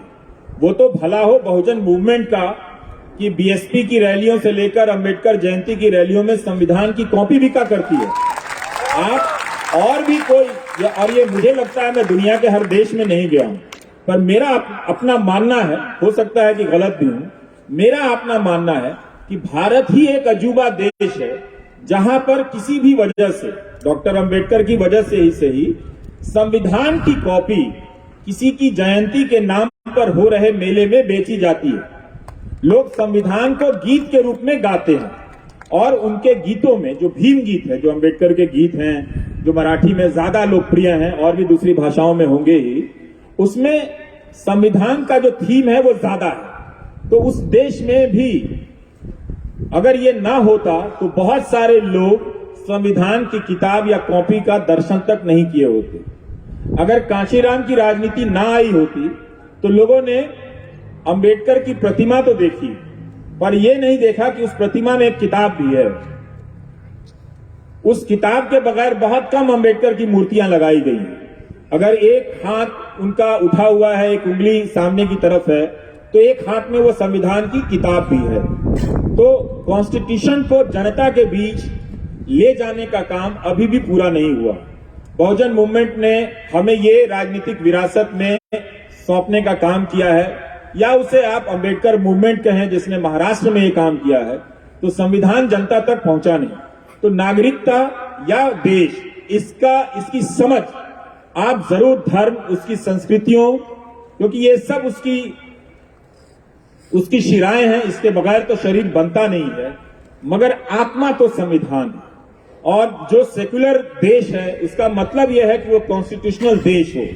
उसका मतलब है कि आप संविधान की नजर से सबको बराबर समझें। उसका मतलब ये नहीं कि आप किसी एक धर्म के लोगों को आप इतना प्रताड़ित कर दें, उसके अधिकार बोध खत्म कर दें और दूसरे लोग शांतिपूर्ण तरीके से उसे देखें, सहमति जताएं। नागरिक हम नहीं हैं। नागरिक अगर हम होते तो एक नागरिकता के आधार पर दूसरे नागरिक के साथ हो रही गलतियों को, ज्यादतियों को हम महसूस करते। हम सामाजिक जरूर हैं, हम पारिवारिक बहुत ज्यादा हैं। तो अपने परिवार में कोई बीमार होता है तो हम बहुत चिंतित होते हैं। अपने देश में किसी को अवैध रूप से सिद्दीक कप्पर, जिसने वो रिपोर्ट तक ना लिखी और उसे 28 से 18 महीने के लिए जेल में डाल दिया गया, हम उसके दर्द को महसूस भी नहीं करते हैं। ये इसलिए नहीं होता है क्योंकि हमारे भीतर नागरिकता नहीं है, हमारे भीतर संविधान आधारित राष्ट्र नहीं है, हमारे भीतर संविधान आधारित सेक्युलर समझ नहीं है। हमने सेक्युलरिज्म को हमेशा धर्म के कॉन्टेक्स्ट में समझा है, हमने सेक्युलरिज्म को कॉन्स्टिट्यूशनल ड्यूटी के रूप में नहीं समझा है। संविधान ने बाद में इसे जोड़ा गया या नहीं जोड़ा गया, संविधान अपने तमाम अधिकारों से और अपने तमाम बिंदुओं से हम सबको यही कर्तव्य दिया कि आप एक दूसरे के लिए महसूस करेंगे, एक दूसरे के लिए सुरक्षा चौकीदार बनने का काम करेंगे। मगर यहां तो आपकी चौकियां लूट ली गई और जिस पर लूटने का इल्जाम लगा उसने ही कह दिया वो चौकीदार। तो अब क्या कर सकते हैं? तो मेरी नजर में ये बहस चलती रहनी चाहिए। ये मैं इसमें लेकर मैं अपने तौर पर बहुत स्पष्ट हूं कि हिंदू राष्ट्र भी होगा तो क्या उसमें कोई जज इतना डरपोक होगा कि बेल नहीं देगा? तब तो हमें ऐसा हिंदू राष्ट्र भी नहीं चाहिए। जो लोग हिंदू राष्ट्र की कल्पना में दिन रात खपाए बैठे हैं, मैं उन्हीं को बुलाकर पूछना चाहता हूं कि तुमने ऐसा हिंदू राष्ट्र क्यों चाहा कि जहां एक जज इंसाफ ना कर सके? तुमने ऐसा हिंदू राष्ट्र क्यों चाहा कि किसी अकेले को घेर कर मार दिया जाए? क्या तुमने इसके लिए हिंदू राष्ट्र चाहा? अगर आपको इतिहास में मौका मिला ये बनाने के लिए, तो क्या आपने ये उत्तम आदर्श प्रस्तुत किया कि आप गौतम अडानी को लेकर सवाल उठा तो आप बोल नहीं पाए? क्या आप हिंदू धर्म का ये कमजोर चेहरा देखना चाहते हैं? हर धर्म अपने अनुयायी को एक चरित्र देता है और वो चरित्र है, आप सिख धर्म में जाइए, सिख धर्म ने सिखों को क्या दिया है? सिख धर्म ने सिखों को एक चरित्र दिया है, कैरेक्टर दिया है। आप हो जाए कुछ भी, गुरुद्वारे में जाकर लंगर के बाहर जूते साफ करने पड़ेंगे। वो अपनी मर्सिडीज से उतरकर जूते साफ करते हैं। वो जाते हैं खालसा इंटरनेशनल बनाकर टर्की में और सीरिया में मदद करने चले गए हैं। तो क्या ये हिंदू राष्ट्र के अगर सबसे बड़े नायक हैं तो क्या ये उनका किरदार है कि जब आरोप लगे तो आप जावेद अख्तर का डायलॉग चुराकर बोलते हैं जाओ पहले उसका साइन लेकर आओ? तो ये क्या किरदार है? तो हम किसी भी तरीके से हिंदू राष्ट्र का कोई शिखर नहीं देख रहे। अगर ये सपना था, जिस सपने को लेकर 100 साल चले, तो हम उन्हीं की बात करते हैं। आपने ये दिखाया हमें कि आपने एक ऐसा अपना श्रेष्ठ नेता दिया जो अडानी का नाम लेकर नहीं बोल सकता। इतना ही कहा जा सकता था कि जांच होगी, आप जांच पर भरोसा कीजिए, पर तब तक आप नहीं कह सके। आप लगे सरकारी योजनाओं का पैम्पलेट पढ़ने के लिए। वो तो हम सब जानते हैं आपकी योजनाओं के बारे में, कौन नहीं जानता है? तो अगर आप किसी धर्म के बारे में, अब 8 साल हो गए, तो आप बताइए कि उस धर्म की संकल्पना के हिसाब से आपने क्या दिया? ये ऐसा गुलाम मीडिया दिया जो सरकार से सवाल नहीं कर सकते। अगर आप हिंदू राष्ट्र में यकीन ही करते हैं तो प्रधानमंत्री नरेंद्र मोदी उसके श्रेष्ठ नागरिक हैं, है कि नहीं? लेकिन वो तो 8 साल से प्रेस कॉन्फ्रेंस नहीं कर सके। तो हिंदू धर्म तो सबसे खुला धर्म है। आप कहीं से कोई आ जाइए, एक संप्रदाय बना लीजिए, एक देवता ले आइए, सब कहेंगे हमें स्वीकार है, ले आइए इनको भी। आप इससे बगावत करके कोई संप्रदाय बनाना चाहते हैं, बना लीजिए, वो भी स्वीकार है। वो चल रहा है इतने हजारों साल की परंपराओं से। इसी धर्म में, धर्म के आज दयानंद सरस्वती जी की जयंती मनाई जा रही है, शायद दिल्ली में रैलियां निकल रही, लेकिन दयानंद सरस्वती जी तो बनारस चले गए थे शास्त्रार्थ करने, पुराणों को लेकर। उन्होंने कहा कि मूर्ति पूजा का कोई प्रावधान नहीं है, बाकायदा वो शास्त्रार्थ हुआ था। तो किसी ने उन्हें पत्थर तो नहीं मारे ना बनारस में। वो एक पार्क में गए, तमाम तरह के पंडित आए ये समझाने के लिए कि मूर्ति पूजा का प्रावधान है, ये कहते थे मूर्ति पूजा का प्रावधान नहीं। तो आप दयानंद सरस्वती की जयंती मना सकते हैं, पर दयानंद सरस्वती से दयानंद सरस्वती को मत छीनिए। आप धर्म के नाम पर यही कर रहे हैं। तो धर्म के नाम पर 8 साल में अभी तक आपने कोई भी ऐसा आदर्श स्वरूप स्थापित नहीं किया। तो इसका मतलब है कि उसमें स्थापित करने के लिए कोई संभावना ही नहीं है। जो भी आदर्श कायम करने की संभावना है वो एक सेकुलर राष्ट्र में ही है, वो एक संवैधानिक राष्ट्र में ही है, जहां सबको बराबर का अधिकार मिलता है, जहां किसी पे फर्जी मुकदमे नहीं डाले जाते। आप हर चीज का पहले का उदाहरण दे देते हैं। तो आप क्या कर रहे हैं? आपने कौन सा आदर्श प्रस्तुत किया? तो ये बता दीजिए ताकि हम भी उसको देखें, जो उसके आलोचक हैं वो भी देखें कि हाँ भाई ये कुछ श्रेष्ठ चीजें ले आए हैं हिंदू धर्म के नाम पर। आप तो उसका मेयार छोटा कर रहे हैं। जिस धर्म ने धर्म के भीतर धर्म के इतने बड़े बड़े आलोचक दिए, जिसकी बुराइयों को लेकर आज तक आंदोलन चल रहा है, चला ही है ना, जाति प्रथा को लेकर आंदोलन तो चल ही रहा है ना, और चलता ही रहेगा। कौन लाया? आप इस पे चले जाए, आधे अधूरे तरीके से बात करते हैं, पर उसको प्रिजर्व करने वाली संस्थाओं के साथ आप ही उठते बैठते हैं। क्या आप मना कर देंगे कि जो आरएसएस का सदस्य होगा वो क्षत्रिय महासभा का सदस्य नहीं होगा, जो आरएसएस का सदस्य होगा वो उसका ब्राह्मण महासभा से कोई लेना देना नहीं होगा? आप ये कर ही नहीं सकते। तो आपके भीतर दुर्बलताएं आ जाती हैं। धर्म के नाम पर अगर आप राष्ट्र की कल्पना करेंगे तो आपके भीतर एक गुलामी करने की प्रवृत्ति आ जाती है। फिर आप धर्म के आधार पर कोई भी राष्ट्र किसी को नचिकेता नहीं बनने देता है। रवीश जी, इसी धर्म में प्रश्नोपनिषद है कि नहीं है ना? लेकिन आज आप प्रश्न कर दीजिए तो आपको देशद्रोही कहा जाता है। आप प्रश्न ना कर सके चैनल खरीद लिया जाता है। आप प्रश्न ना कर सके 8 साल से प्रेस कॉन्फ्रेंस में नहीं आते हैं। आपको लगे कि आप प्रश्न कर सकते हैं आपके सामने, तो किसी एक्टर को कनाडा से ले आते हैं। तो कम से कम आप प्रश्नोपनिषद के प्रति भी ईमानदार नहीं। तो धर्म के आधार पर राष्ट्र की कोई भी कल्पना बेईमानों को बेईमानी से बचाने की संकल्पना है। इसीलिए सेकुलर राष्ट्र बहुत जरूरी है, जहां हम धर्म को लेकर निजी क्षेत्र में बहस करें, निजी जीवन में आचरण करें।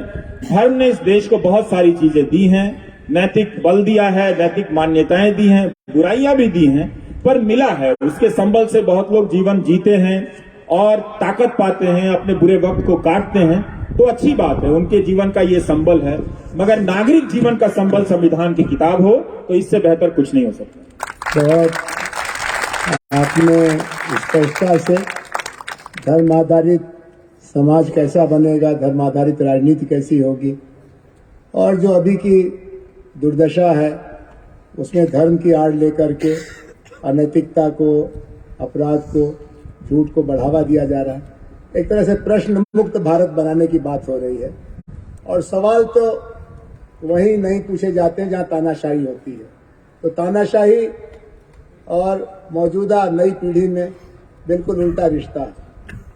कई सवाल आए हैं मीडिया के बारे में, मीडिया के सामाजिक गठन से लेकर के आपके अपने निजी यात्रा के बारे में। उसमें से एक जो रिप्रेजेंटेटिव लगता है मैं पढ़ देता हूं, तो Shri Ravish Kumar sir, we have been watching you for so long and we really appreciate your decision of resigning the new channel of NDTV. Sir, I don't have any specific question to you, but I think that I have started understanding your point of view over time. But sir, would request you to describe your mental state and condition before resigning, as well as how do you look at the present national situation? Bottom line here, Ravi ji, how do you look or see India in upcoming 10 years? ये तो हम भी जानना चाहेंगे कि रवीश कुमार, जिन्होंने WhatsApp university का पैदा होना देखा, जिन्होंने गोदी मीडिया का जन्म देखा, जिन्होंने अडानी का बढ़ता हुआ माया जाल देखा, और कितना बुरा वक्त देखेंगे, अब ये पूछना चाहते हैं। आपकी आशा का आधार क्या है? आप हमेशा, एक तो आप कवि हैं तो कवियों को पूरी छूट है कि निराशा में भी आशा देखें, लेकिन पत्रकार के नाते आपके पास कुछ ठोस आधार होंगे कि इस मुल्क की बनावट में, इन लोगों में, इन नई पीढ़ी के लड़के लड़कियों में कुछ तो ऐसा चमकता होगा जो आपको हताश होने से रोकता है। तो आप अपनी मानसिक या व्यक्तिगत परिस्थिति के बारे में बताएं। एक सवाल तो ये भी है कि आपकी दिनचर्या आजकल क्या रहती है और एक सवाल और भी है जो हम लोगों को नहीं पूछना चाहिए लेकिन पूछना ही पड़ेगा, वो ये कि आप इतने व्यस्त रहते फिर भी पढ़ने का इतना समय कैसे निकाल लेते हैं? ये सवाल हम अपने विद्यार्थियों से नहीं पूछ सकते क्योंकि हमको मालूम है तो काफी पढ़ते हैं। जवाहरलाल नेहरू विश्वविद्यालय के विद्यार्थी 24/7 पढ़ाई में लगे रहते हैं। जो पढ़ना चाहिए वो तो पढ़ते ही है, जो नहीं पढ़ना चाहिए वो भी पढ़ते रहते हैं। भाई इस्तीफा देने अचानक तो नहीं दिया, पर जब यह खबर आई कि अदानी एनडीटीवी खरीद रहे हैं तो मेरे जो शुभचिंतक हैं वो मेरे लिए बहुत चिंतित हो गए, मुझसे ज्यादा हो गए, मैं भी चिंतित हो गया। जब आपके शुभचिंतक चिंतित हों तो आपको भी चिंतित होना ही चाहिए। तो उन्होंने कहा कि ऐसे मत छोड़ देना, देख लो कुछ सेवेरेंस मिल जाए, देख लो कुछ ये मिल जाए। तो मैंने कहा अच्छा ठीक है, मैं पूछ लूंगा, लेकिन मैं छोड़ना चाहता हूँ। तो और हर दूसरे दिन फोन आता था कि अभी आपको इस्तीफा देने की जरूरत नहीं है, ये लीगल बैटल है, ये महीनों चलेगा। तो मैंने कहा कि इस देश में लीगल बैटल उमर खालिद के लिए है, अदानी के लिए नहीं है। वो हफ्तों में हो जाएगा। और हवा जब बदलती है तो आप महसूस कर लेते हैं। इस वक्त की हवा थोड़ी सर्दी भी है और आने वाली गर्मी की तासीर भी है इसमें, तो आप महसूस कर लेते हैं। तो मैं एनडीटीवी के भीतर की हवा को महसूस करने लगा था और ये जान गया था कि एक चैनल जिसके पास केवल एक चैनल है, अच्छा है चाहे बुरा है जैसा भी है, लेकिन अब उसके पास कोयले का खदान होगा, एयरपोर्ट होगा, समंदर के किनारे के बंदरगाह होंगे, रेलगाड़ियां होंगी, बिजली का मीटर होगा, बिजली का कनेक्शन होगा, क्या पता कल को पानी का कनेक्शन होगा। तो फिर हम रिपोर्ट क्या करेंगे? तो अदानी ही करेंगे। और वो सारी आशंकाएं बाद में साबित हो गई। एक दिन मैं एनडीटीवी के वेबसाइट पर देख रहा था कि 5 या 6 खबरें प्रो अदानी थी और ये सब चल रहा था। जो उद्योगपति 2 सवालों का सामना नहीं कर सकता है, वो भाषण दे रहा है कि वो फाइनेंशियल टाइम्स जैसा बनाएंगे। उसी समय वो दैनिक जागरण में उसका एक फीचर इंटरव्यू छप रहा है। तो इन सब को देखने जानने के बाद अदानी एक स्वतंत्र कैपिटलिस्ट होते, कोई कैपिटलिस्ट से कोई मेरी लड़ाई नहीं है। अगर कोई गुजिया बनाने वाला, समोसा बनाने वाला उद्योगपति खरीद लेता तो मैं शायद कुछ दिन रुकता, पर अदानी को मैं कभी भी मोदी से अलग नहीं देख पाया, उनकी राजनीति के हिस्से से अलग नहीं देख पाया, क्योंकि उनका उभार उस दौर के समय, ऐसा नहीं है कि भारत में काबिल इंडस्ट्रियलिस्ट नहीं है, काबिल लोग नहीं हैं, लेकिन वो उनका एक्सटेंशन है। तो उनके ही एक्सटेंशन में नौकरी करने से अच्छा है करना और बीजेपी के दफ्तर में बैठ के पैम्फलेट लिखना, दोनों तो एक ही बराबर है ना। आप बीजेपी के दफ्तर में बीजेपी के लिए पैम्फलेट लिखो या एनडीटीवी के दफ्तर में बैठ के बीजेपी के लिए लिखो, दोनों बात बराबर है। तो हमने इस्तीफा दे दिया। मैं ये जानता था कि मुझे कोई काम नहीं मिलेगा, मुझे बहुत काम आता है अपनी इंडस्ट्री का, और वो काम किसी नैसर्गिक प्रतिभा से नहीं, मैंने खुद घिस घिस के सीखे हैं, पंचर बनाने से लेकर कार का इंजन बनाने तक। लेकिन प्रोफेसर आनंद, ये बात ये देश याद रखेगा कि मुझे किसी ने 2000 रुपए का ऑफर नहीं दिया काम का, और इस बात के लिए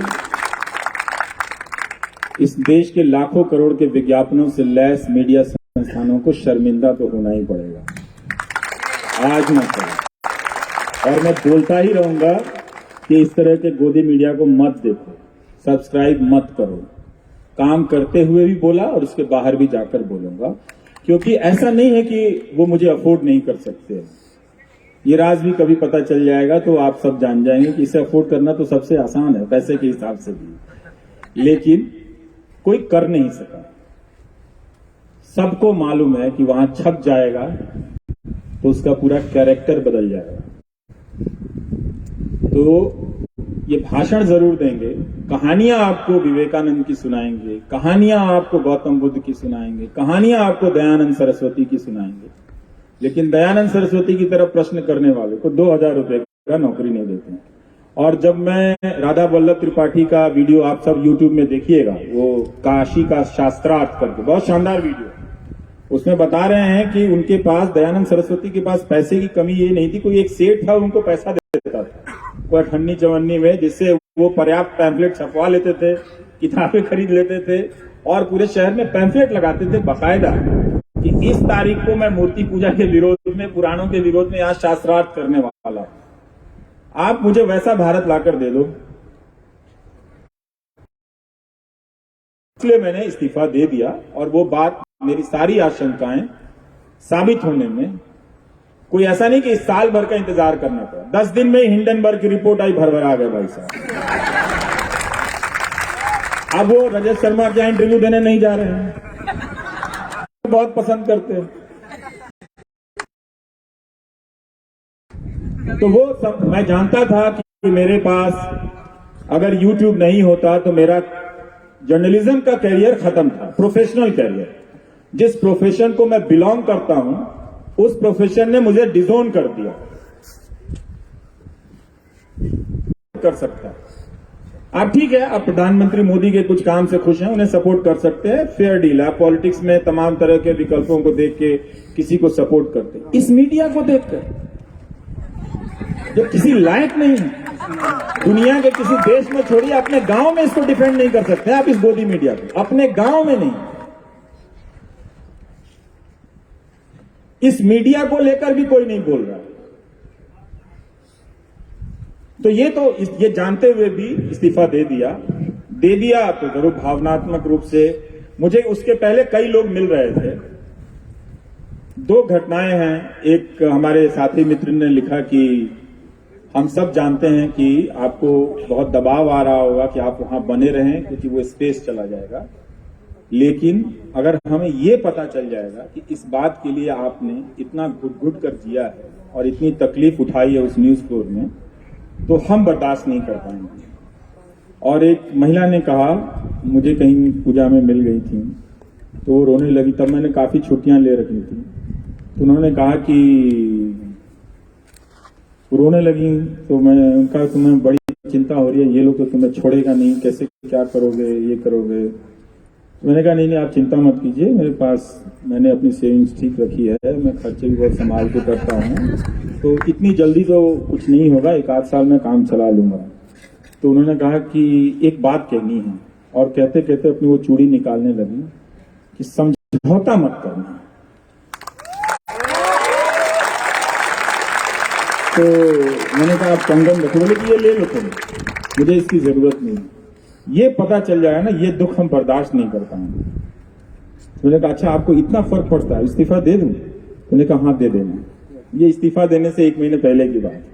तो मैं कई लोगों से टेस्ट कर रहा था, छठ में गांव गया तो लोग जो मिलने आए, 1000 के करीब लोग आए थे मिलने के लिए, तो मैं उन सब से कहता था कि, लोग पूछते थे कि अब क्या हुई था, तो मैं कहता था कि क्या करें बताओ। तो कुछ लोग कहते थे कि नहीं नौकरी मत छोड़ना, फिर कोई निकाल देगा। तो मैं ज्यादातर लोगों से, यंग लोगों से पूछता था कि यार मन कर रहा है कि नौकरी छोड़ दें, तो कहता था हाँ भैया छोड़ दीजिएगा। ये छोड़िए इसका अडानी फदानी का नौकरी करके क्या करेंगे। चल आइएगा यहाँ गांव में हम लोग यूट्यूब चलाएंगे। तो हम बोले कि भाई यूट्यूब कैसे चलाते, हमको आता नहीं। तो सब अपने बैग से सामान निकाल के दिखाने लगे कि देखिए हाई फोन बा, हाई फोन बा, हाई फोन बा, हो जाएगा। और उन लोगों ने कुछ दिनों तक मदद भी की कि लाइए हम आपका थंबनेल बना देते हैं, वीडियो एडिट कर देते हैं। उन लड़कों ने कहा कि आप यूट्यूबर बन जाइएगा, हम लोग के साथ रहिएगा, मोटरसाइकिल से घूमिएगा, लेकिन उसकी नौकरी मत कीजिएगा। तो हमने छोड़ दिया था। अभी जैसा मैंने आपसे बताया कि बहुत कुछ सवाल मीडिया के भविष्य के बारे में है और देश के भविष्य के बारे में है। तो वो जो अगले 10 साल का सिनेरियो है, हम लोगों को सबको मालूम है कि रवि जी ज्योतिषी नहीं है और उनको जो कहना है उसका आधार रहता है, तभी वो कहते हैं, नहीं तो वो अनुमान पर बातें नहीं करते हैं। गब्बाज पत्रकार ये नहीं रहे हैं, तो इसलिए वो वाला सवाल तो सामने रहेगा ही। दूसरा ये था कि कई विद्यार्थी यहाँ खासतौर पर जेएनयू के, जामिया के, Indian institute of mass communication के आए हुए हैं। वो कह रहे हैं कि हम लोग जो पढ़ाई पढ़ रहे हैं, इसके बाद सच के साथ जीने का रास्ता संकरा होता जा रहा है। हमें अपनी मर्यादा, अपनी मान्यता और अपने भविष्य के साथ कैसे एक ऐसा सिलसिला बनाएं कि हम अपनी बात भी कह सकें, सम्मान भी रह सके और भविष्य भी बन सके। तो मीडिया में सच के साथ खड़े रहने का आज संकट है, जो आपके इस्तीफे से जाहिर होता है। क्या मीडिया सचमुच आगे के लिए अवसरवादियों का, समझौतावादियों का ही क्षेत्र रहेगा, या मर्यादा के साथ, सच के साथ भी पत्रकारिता की जा सकेगी? ये एक जायज चिंता की बात है जो नौजवान पत्रकारिता की पढ़ाई पढ़ रहे हैं। मुझे लगता है कि किसी भी अच्छे रिपोर्टर को, चाहे वो नेचुरल रूप से टैलेंटेड हो या फिर जॉब फ्लोर पे वो ट्रेनिंग लेता हो, उसके बनने में, अच्छा रिपोर्टर बनने में कम से कम 5 साल और अच्छा हो कि उसे 10 साल मिले। तो जब 10 साल मिलता है तो अलग अलग विषयों, विभागों को वो कवर करता है, फिर अपने तरह तरह के एडिटर की ट्रेनिंग से गुजरता है। स्टोरी लिखना, क्राफ्ट करना, ये सारी प्रक्रियाएं जो हैं वो खत्म हो गई हैं। इसके बगैर आप नौकरी तो पा जाएंगे लेकिन पत्रकार नहीं बनेंगे। पत्रकार केवल पढ़ने से नहीं होता, वो बहुत जरूरी है, खूब पढ़ना चाहिए। जब आप जॉब के फ्लोर पर आते हैं तो बहुत तरह के ट्रेनिंग से गुजरते हैं। तो मुझे नहीं लगता कि आने वाले 10 साल में ऐसे हालात पैदा होंगे, क्योंकि इस वक्त जो मानव संसाधन है पत्रकारिता के भीतर, पत्रकारिता के जो बड़े इंस्टीट्यूशंस हैं, जो चैनल हैं, जो अखबार हैं, उसमें रिपोर्टर बनने की संभावना खत्म कर दी गई है। तो वही लोग उनकी अगली पिछली पीढ़ी होंगे, वही उनके एडिटर होंगे। तो जो खुद पत्रकार नहीं बन पाया, इन 10-12 सालों में, आने वाले 5-6 साल और मिला लीजिए, तो वो एक चाटुकारिता, प्रोपेगेंडा करते करते एडिटर बना है। वो अपने अंदर कभी भी किसी पत्रकार को पनपने नहीं देगा। तो प्रोफेशनल कैरियर की संभावना वहां खत्म हो जाती है जहां आपको नौकरी मिलनी है, जहां आपको प्रमोशन मिलना है, असिस्टेंट एडिटर से एडिटर होना है, ग्रुप एडिटर होना है, या बहुत सारी चीजें होनी है, तो वो खत्म हो जाता है। जो मार्जिन पे चीजें हैं, जैसे वायर है, स्क्रोल है, न्यूज लॉन्ड्री है, ऑल्ट न्यूज है, ये सारी संस्थाएं हैं, पर ये सब मार्जिन की हैं। अगर वहां उनके पास वो प्लेयर है, गोदी मीडिया बहुत बड़ा प्लेयर है, जो दर्शकों का संसार है, जो ह्यूमन रिसोर्स की जो तादाद है वहां पे, उसके अनुपात में ये बहुत छोटा है। और जिस अनुपात में इसे विषय बनाकर एक उभरते हुए रोजगार के क्षेत्र में देखा गया, तभी तो हर विश्वविद्यालय में, हर कॉलेज में मीडिया की पढ़ाई शुरू हुई। वाकई में इसमें काफी विस्तार था, अच्छी नौकरियां बन सकती थी। एक अच्छा पत्रकार जब जनता में अपनी साख बनाता है तो वो दूसरे पत्रकारों के लिए भी रोजगार के अवसर पैदा करता है। तो वो बेंचमार्क बनना बंद हो गया है। अब आप सिर्फ धर्म के नाम पर चले आइए, धर्म के नाम पर किसी को गरियाते रहिए, दिन भर वही डिबेट कीजिए, तो इसमें पत्रकारिता क्या है? तो यही मैं बार बार कह रहा हूं कि भाई ये धर्म के नाम पे जो राष्ट्र बना रहे हैं, ये कम से कम, ये अगर आपके ब्रांड एम्बेसडर है न्यूज एंकर, तो माफ कीजिएगा, आप कम से कम अपने धर्म की अवधारणा को पहले आप ठीक कर लीजिए, वरना आप ही मतलब शर्मिंदा होते रहेंगे तो बहुत मुश्किल है। ये नेगेटिव बात नहीं है, ये प्रैक्टिकल बात है। हाँ, अच्छी बात ये है कि बहुत सारे नौजवान यूट्यूब में, अब मालूम नहीं यूट्यूब में कब तक उन्हें करने दिया जाएगा। ये जो चांदनी रात है यूट्यूब की, वो कितने दिनों की है मालूम नहीं, 4 दिनों की है या 4 साल की है, क्योंकि वो बार बार एक अंग्रेजी का एंकर यूट्यूबर को ललकारने लगा है। हाँ, तो वो जान गया है कि यूट्यूबर से अब उसको खतरा मिल रहा है, क्योंकि एक टीवी चैनल से था वो खतरा खत्म हो गया है, तो अब यूट्यूबर से खतरा मिल रहा है। पर वहां पर पत्रकार बन रहे हैं, पर वो कितना बड़ा हस्तक्षेप कर पाएंगे, लड़ते लड़ते पसीने पसीने हो जाएंगे, ये उनके अपने योगदान, बलिदान और त्याग पर निर्भर करेगा। लेकिन सांस्थानिक मीडिया का स्वरूप अगले 10 साल तक नहीं बदलने वाला है, क्योंकि आप मालिक तो नहीं बदल सकते ना। संपादक तो जूते चाट रहा है, ये तो जूते के अलावा तलवे भी चाट रहे हैं जो मालिक हैं, जो बड़ी बड़ी गाड़ियों से घूमते हैं, कहीं डाबोस में चले जाते हैं, नया नया कोट सिलवा के ब्लैक वाला जो मिलता है, तो ये तो नहीं बदल पाएंगे। तो ये इतना ओनरशिप, इतना ह्यूमन रिसोर्स आप रिप्लेस नहीं कर पाएंगे। तो मीडिया के बगैर किसी नागरिक आंदोलन की कल्पना करना या नागरिकता की समझ में बदलाव की कल्पना करना बहुत मुश्किल काम है। उसके बगैर भी हो सकता है। वो करने के लिए सबको कुर्बानी देनी पड़ेगी, सबको उतनी ही मेहनत करने की जरूरत है। लेकिन एडवांटेज उनको रहेगा, हमेशा ही बढ़त उन्हें मिलेगी, क्योंकि कब्जा उनका है। और जो संसाधन है न्यूज देखने के, वो पैसे से आते हैं। अब तो बहुत सारे वेबसाइट सब्सक्रिप्शन वाले इस बात का सबूत है कि आपके ऊपर ये नई पीढ़ी के लोगों की माइक्रोस्कोप से निगाह है। सवाल 2 आए हैं। एक में ये है कि रवीश जी, आप राहुल गांधी से लेकर अरविंद केजरीवाल तक को ट्विटर पर फॉलो करते हैं, नरेंद्र मोदी को क्यों नहीं फॉलो करते? लेकिन इससे ज्यादा मजेदार सवाल एक और विद्यार्थी ने किया, और उसको मैं सलाम करता हूं। इन्होंने लिखा है कि रवीश जी, आप अनुष्का शर्मा को तो फॉलो करते हैं, विराट कोहली को क्यों नहीं फॉलो करते? एक सवाल ये भी है कि आपकी नरेंद्र मोदी से, अक्षय कुमार से तो मुलाकात हो गई नरेंद्र मोदी की, और आपने उस पर कुछ व्यंग भी किया, आपकी नरेंद्र मोदी से कब मुलाकात होगी? भाई, वो देश के प्रधानमंत्री, इसका फैसला तो वही करेंगे। हम तो हमेशा तैयार हैं, पर अब मजा नहीं आएगा। देखिए, इंटरव्यू की एक प्रक्रिया होती है, इंटरव्यू का एक समय होता है, आप समय के साथ देते चलते हैं, तो उस समय के सवाल होते हैं। अब 10 साल बाद सारे जो पुराने सवाल छूट जाएंगे, और पूछने की भी अपनी सीमाएं हो जाएंगी कि क्या पूछें, कुछ तो समय तय रहेगा, तो वो सारी चीजें तो अब रहेगी नहीं। और दूसरी बात यह है कि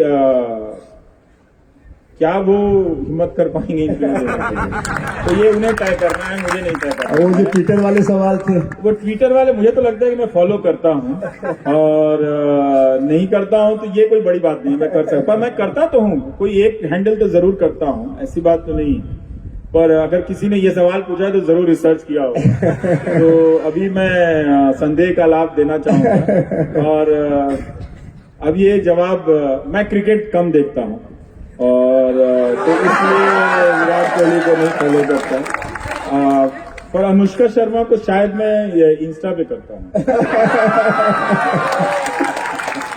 अभी एक सेट है सवालों के जो भारत के अलग अलग हिस्सों के बारे में है, और रवीश जी से वो जानना चाहते हैं उनके बारे में। लेकिन मुझे लगता है कि रवीश जी को उन सवालों को जवाब देने का कारण नहीं बनता है। एक तो सवाल यह है कि ये बिहारी होना क्या अपमान की बात है, और स्टीरियोटाइप हो गया है चारों तरफ, और बिहारियों का बड़ा अपमान होता है, हमें क्या करना है? मैं इसका दूं जवाब। ये आप तो चूंकि खुद बिहारी हैं, इसलिए या तो आप भोजपुरी में बोलिए या इस सवाल को छोड़ दीजिए। नहीं, मैं बोलना चाहता हूँ, ये एक बात विक्टिमहुड वाली बात है ना। ये पंजाबी को भी लगता है, ये मद्रासी को भी लगता है, ये बिहारी को भी लगता है, और ये पूर्वोत्तर के लोगों को भी लगता है। तो ऐसा नहीं है कि केवल बिहारी के साथ ऐसा होता है।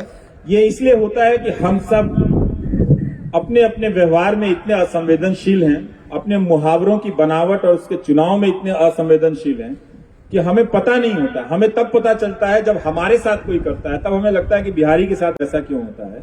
लेकिन फिर क्या बिहारी बिहारी चेक करता है कि वो मद्रासी के साथ क्या कर रहा है?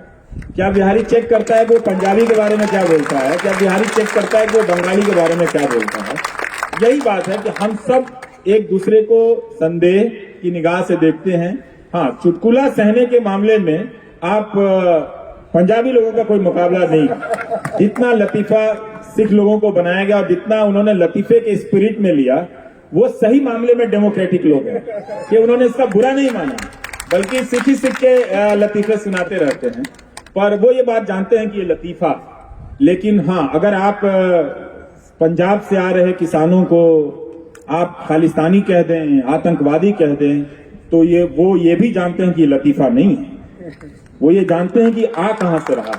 तो एक बार जब नफरत करने की सोच आपके भीतर आ जाए, वो है हम सबके भीतर बनाई गई है, चाहे हम किसी जाति के नाम पे कर लें या प्रांत के नाम पे कर लें या धर्म के नाम पे कर लें, वही अलग अलग तरीके से हमारी जुबान पर आती रहती है। तो ऐसा तो मुझे नहीं लगता कि कोई बिहारी के खिलाफ सोचकर वो बना रहा हो। वही आदमी जो बिहारी को ऐसा बोल रहा होता, मुमकिन है वो पंजाबी के बारे में भी ऐसा बोल रहा हो। तो हम सब प्रीडेटर हैं एक दूसरे को, और हम सब एक दूसरे के कॉन्टेक्स्ट में विक्टिमहुड भी प्ले करते हैं। तो इससे ज्यादा दुखी होने की बात नहीं है। आप देखिए कि किस बात पे किसी ने क्या कहा है, मतलब, और ये भी थोड़ा ज्यादा है कि एक बिहारी सब पे भारी, मतलब ये भी ठीक नहीं है।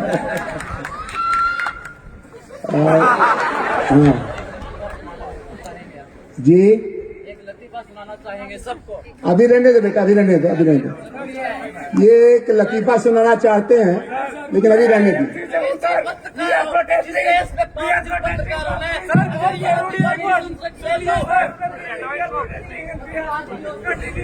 साथियों, आवाज दो, आवाज दो, आवाज दो। साथियों, एक सवाल ये भी था, ये एक दो नौजवान हैं जो कोई लतीफा सुनाना चाहते हैं, लेकिन फिर चिल्लाने लगे।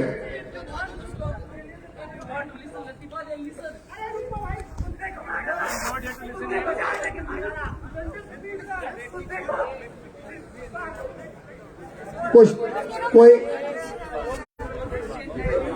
इस ये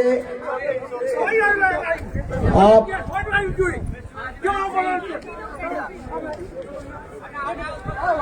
नहीं कोई लतीफा सुनाना चाहते हैं, कोई और कारण है, कोई और कारण। इनको आराम करने दीजिए, इनको पानी पिलाइए, इनको पानी पिलाइए। भाई ऐसे ऊपर थोड़ी आ जाएगा स्टेज पे। आइए, आओ, come here, come here, come here, come here, come here, come here, come here, come here. आओ तो इनको आने दो, आओ। IIMC में, Indian institute of mass communication में कोई प्रोटेस्ट हो रहा है, उसके बारे में कुछ कहना चाहते हैं। रुक जाइए, रुक जाइए, रुक जाइए। चलो, कम कम। प्लीज आगे मत जाइए, प्लीज आगे मत जाइए।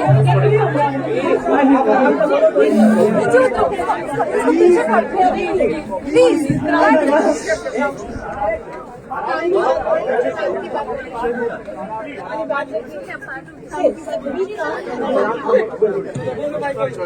Ashutosh wants to say something in the public forum.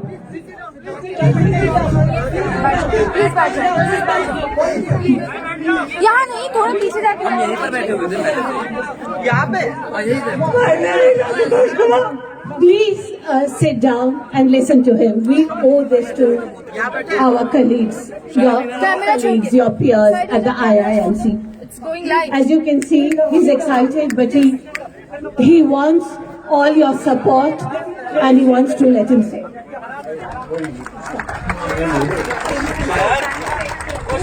मेरा नाम आशुतोष कुमार है।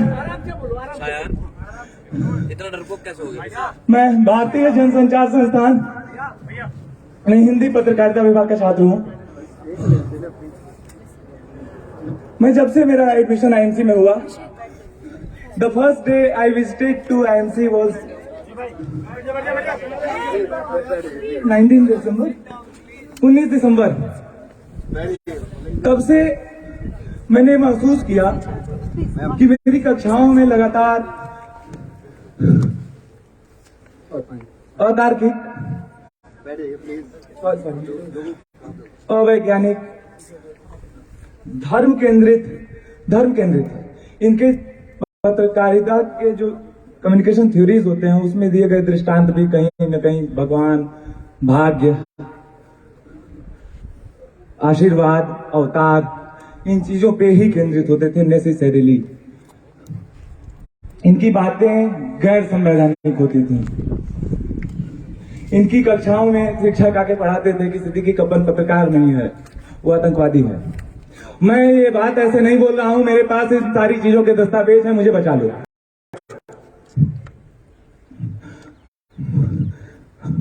मेरे साथी हैं आकाश यादव, किधर है?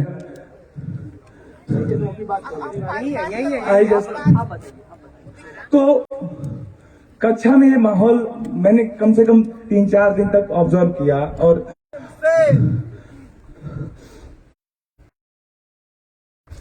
हमने कक्षा में सवाल करना शुरू किया। जब ये बोलते थे कि नारद पहला पत्रकार था तो हम बोलते थे कि नारद का डेट ऑफ बर्थ बताओ। जब हम ये पूछते थे तो कक्षा के 60 छात्र हैं, हम 4 छात्र नहीं हैं। हम लोग जब शोएब हमारे क्लासमेट हैं, मैं इनके सामने कहना चाहता हूं, शोएब आजमगढ़ से आते हैं। शोएब को एक जी न्यूज का डीएनए का प्रोड्यूसर इनसे इंट्रोडक्शन लेता है। क्लास में इंट्रोडक्टरी वीक चल रहा होता है। I was not in class that time. I was not in the class at that time. बहुत सारी बातें हमारे मन में करोड़ों बातें हैं या I can't count. नहीं, please. People will not get me completely. I have to convey my full message.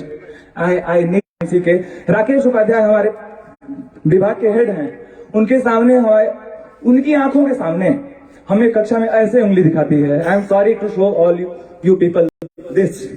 वही लड़की जो हमें माओवादी बोलती है, कक्षा में एक दिन दूसरे दिन उंगली दिखाती है, वही लड़की नहीं दे आर वो उनको संरक्षण है। इन सारे छात्रों को कोई साईं बाबा का एक फाउंडेशन है, उससे राकेश उपाध्याय फंडिंग दिलवाते हैं। 32 छात्रों को 20-20 हजार रुपए देकर इन्होंने गुण क्रिएट किए हुए हैं, जो कक्षा में इनकी असंवैधानिक और तार्किक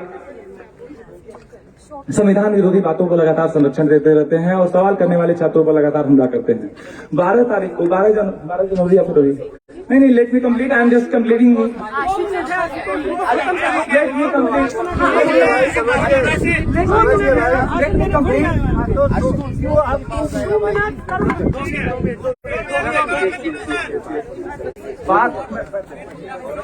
हेलो। बातों को जब आप छोटे में जानने की इच्छा पाल लेंगे साथियों, तो बात पूरी नहीं हो पाती है। हम लोग आपके साथ हैं। नहीं, सुन लीजिए तो 2 मिनट और। कक्षा में जब हम लोग इन सारे सवालों को 12 तारीख को हमारे कक्षा में हमारे कोर्स में हिंदी विभाग के head, ma'am please I am requesting you people.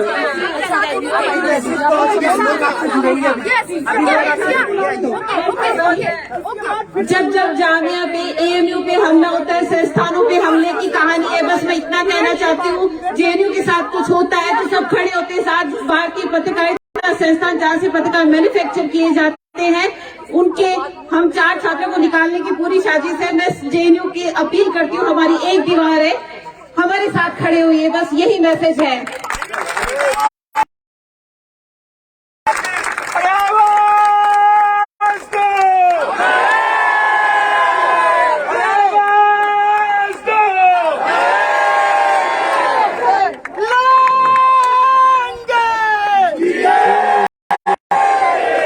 साथियों, अभी आप तो बाकी प्रश्नों का एक सवाल था जल्दी से। हाँ, रवीश जी से वाला सवाल पूछ रहे थे आप। नहीं हो जाता वो तो विराट कोहली को उसका संतोषजनक उत्तर मिल गया।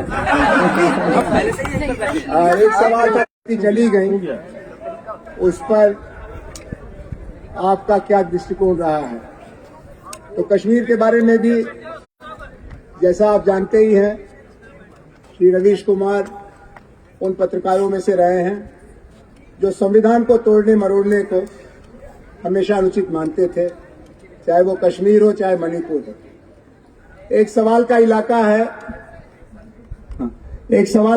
है भारतीय मीडिया की सामाजिक संरचना और प्रतिनिधित्व को लेकर के कि हमारी मीडिया में ओबीसी, एससी, एसटी रिप्रेजेंटेशन कम रहा है और एनडीटीवी भी उसका अपवाद नहीं था। मुझे लगता है कि उसको भी रवीश जी ले सकते हैं, लेकिन वो उनके ऊपर रहेगा क्योंकि एनडीटीवी का जो निर्माण है, उसका जो संचालन है, वो रवीश जी खुद तो करते नहीं थे, लेकिन चूंकि उसके नेतृत्व का हिस्सा थे तब और अब के प्रवेश में आपको इतना आपत्तिजनक क्या लगता है? तो ये कुछ सवाल थे जिनको आप देख लेंगे तो अच्छा रहे। एक बात ये भी थी कि 1 बजे यानी हम लोग का 12 बजे बातचीत शुरू हुई और 1:30 बजे तक पूरा कर ले हम लोग तो रवीश जी के साथ न्याय होगा। और इसलिए हम कोशिश करेंगे कि एक आध सवाल जो बहुत और भी ठीक है, जन आप मालिक हैं।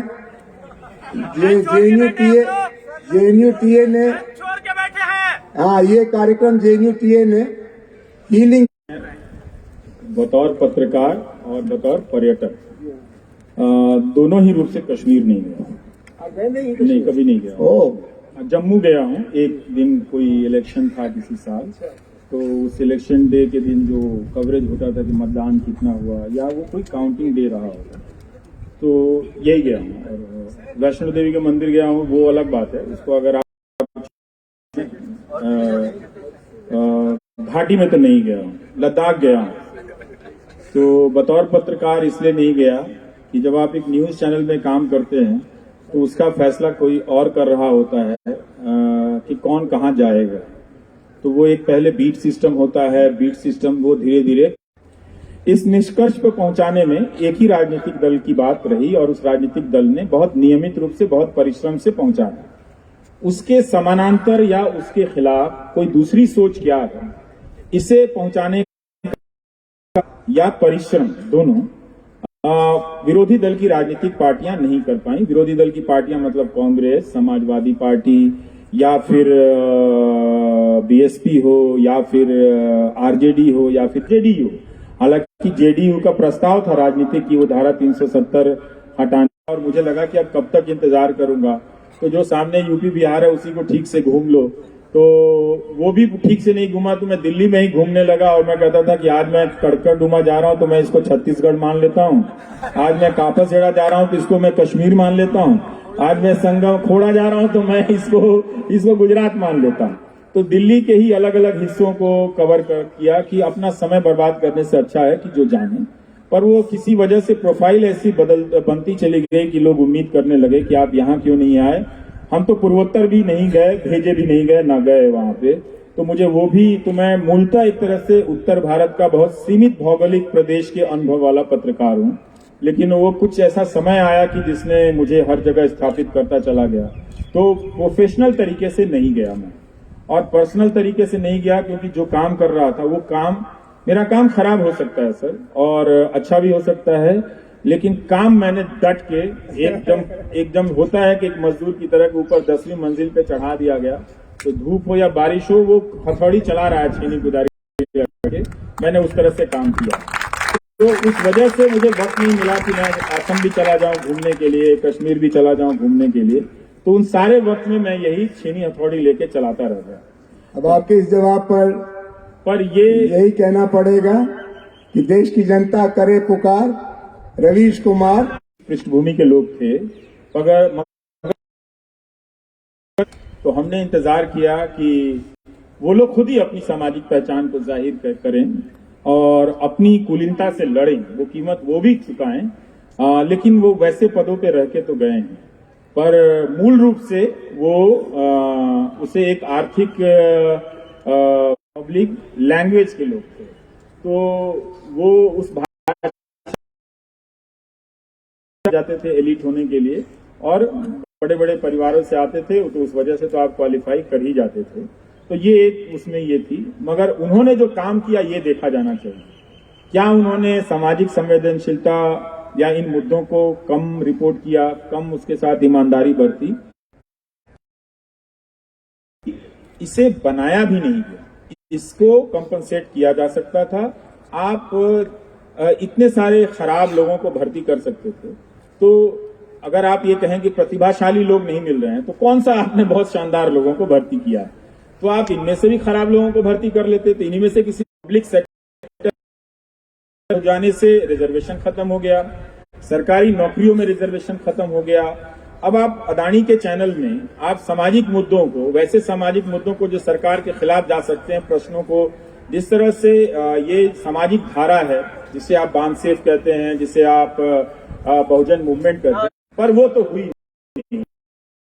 उस तरह से बहुत तरह के भाषाई गुट देखेंगे, इलाकाई गुट देखेंगे, तो इस तरह से मीडिया में अलग अलग जगहों पर बने हुए हैं। तो वो डाइवर्सिटी मीडिया में तो डेफिनेटली नहीं है, ना तो लैंग्वेज के हिसाब से, ना आप रीजन के हिसाब से देखें, और निश्चित रूप से SC किया जाता है, वो अब इसके आदी नहीं है और उनको सपोर्ट कम मिलता है उन लोगों का, वो मगर वो उस तबके से जोखिम लेना शुरू कर रहे हैं। आपको अनुसूचित जाति के विद्वान मिल जाएंगे तमाम तरह के ऐसे मौकों पर टीवी में पैनलिस्ट बनाने के लिए,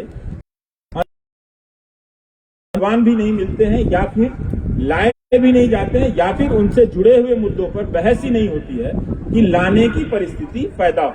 ये तीनों चीजें वहां पर तो हैं, ये तो इसमें टालने की क्या बात। आपने ये जो 10% भारत है अनुसूचित जनजाति वाला, मेरे टीचर ने कहा तो वो टीचर ने इसलिए कहा कि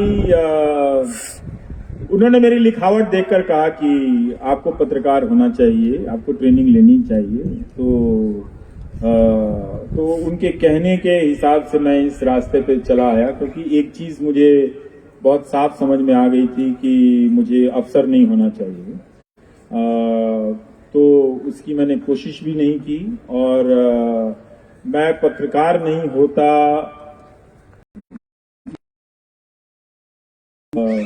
लेकिन नहीं होता तो बहुत मुश्किल है, तो खेती कर रहा होता, और हमको मालूम है आप क्या होते हैं। किसी प्राकृतिक या प्रतिभा से लैस व्यक्ति नहीं हूँ आपका कि मुझ में और कोई गुण नहीं है। तो बोलने, देखने, समझने, लिखने के गुण हैं, और उस गुण एलीट लोग हैं, लेकिन आए अलग अलग गरीब इलाकों से हैं। जेएनयू में बहुत सारे गरीब पृष्ठभूमि के लोग हैं। अगर जेएनयू नहीं होता तो उन्हें जिंदगी में या उस समाज ऐसी यूनिवर्सिटी देखने का सपना पूरा नहीं होता। और बहुत अच्छी बात है कि ये यूनिवर्सिटी बची हुई है। हम चाहेंगे कि ये बची रहे, ताकि इसका होना दूसरों को कॉम्प्लेक्स डालता रहे, दर्द देता रहे कि जेएनयू ही क्यों है। पर ये तो इसका जवाब तो दूसरे लड़कियों को देना चाहिए था कि सिर्फ के चीजों से लोग भर्ती किए गए। तो ये कमजोरियां हमारी सार्वभौमिक हैं, सभी राजनीतिक दलों से संबंधित हैं। अगर हम अपने सपनों को पूरा करना चाहते हैं तो इसके प्रति थोड़ा ईमानदार। जेएनयू पर हमला हो रहा था, तो उसके जवाब में आपने अपने राज्य में कोई जेएनयू क्यों नहीं बना दिया? ये अगर आप बना देती तो हम और आप पर ज्यादा आशाओं की तरफ से देखते कि ठीक है, अगर यहाँ की वजह से लोकतंत्र का पतन हो रहा है तो वहां की वजह से लोकतंत्र के बाग में फूल पौधे लगाए जा रहे हैं। पर ऐसा अभी होता हुआ दिख नहीं रहा। ईमानदार हैं तो अभी आपको कई मुश्किलों और इम्तिहानों से गुजरना है। आपकी उम्र खप जाने वाली है, तो इसलिए आप सबको सोचना है कि आप जेएनयू में नहीं होते तो आप कहाँ होते यार। सिर्फ मुझे नहीं सोचना है कि मैं पत्रकार नहीं होता तो कहाँ होता। तो ये सवाल आपका भी होना चाहिए। पर अच्छी बात और लोगों को बता सकूंगा कि और कहीं ना जाओ, जेएनयू जरूर जाओ। यहाँ के विरोधी लोग भी गले लगाकर स्वागत करते हैं, और ये फितरत आप बना के रखिए। हमारे बोलने से किसी की सत्ता हिल नहीं जाती, कुछ नहीं बदलता जेएनयू का भी। जेएनयू सुंदर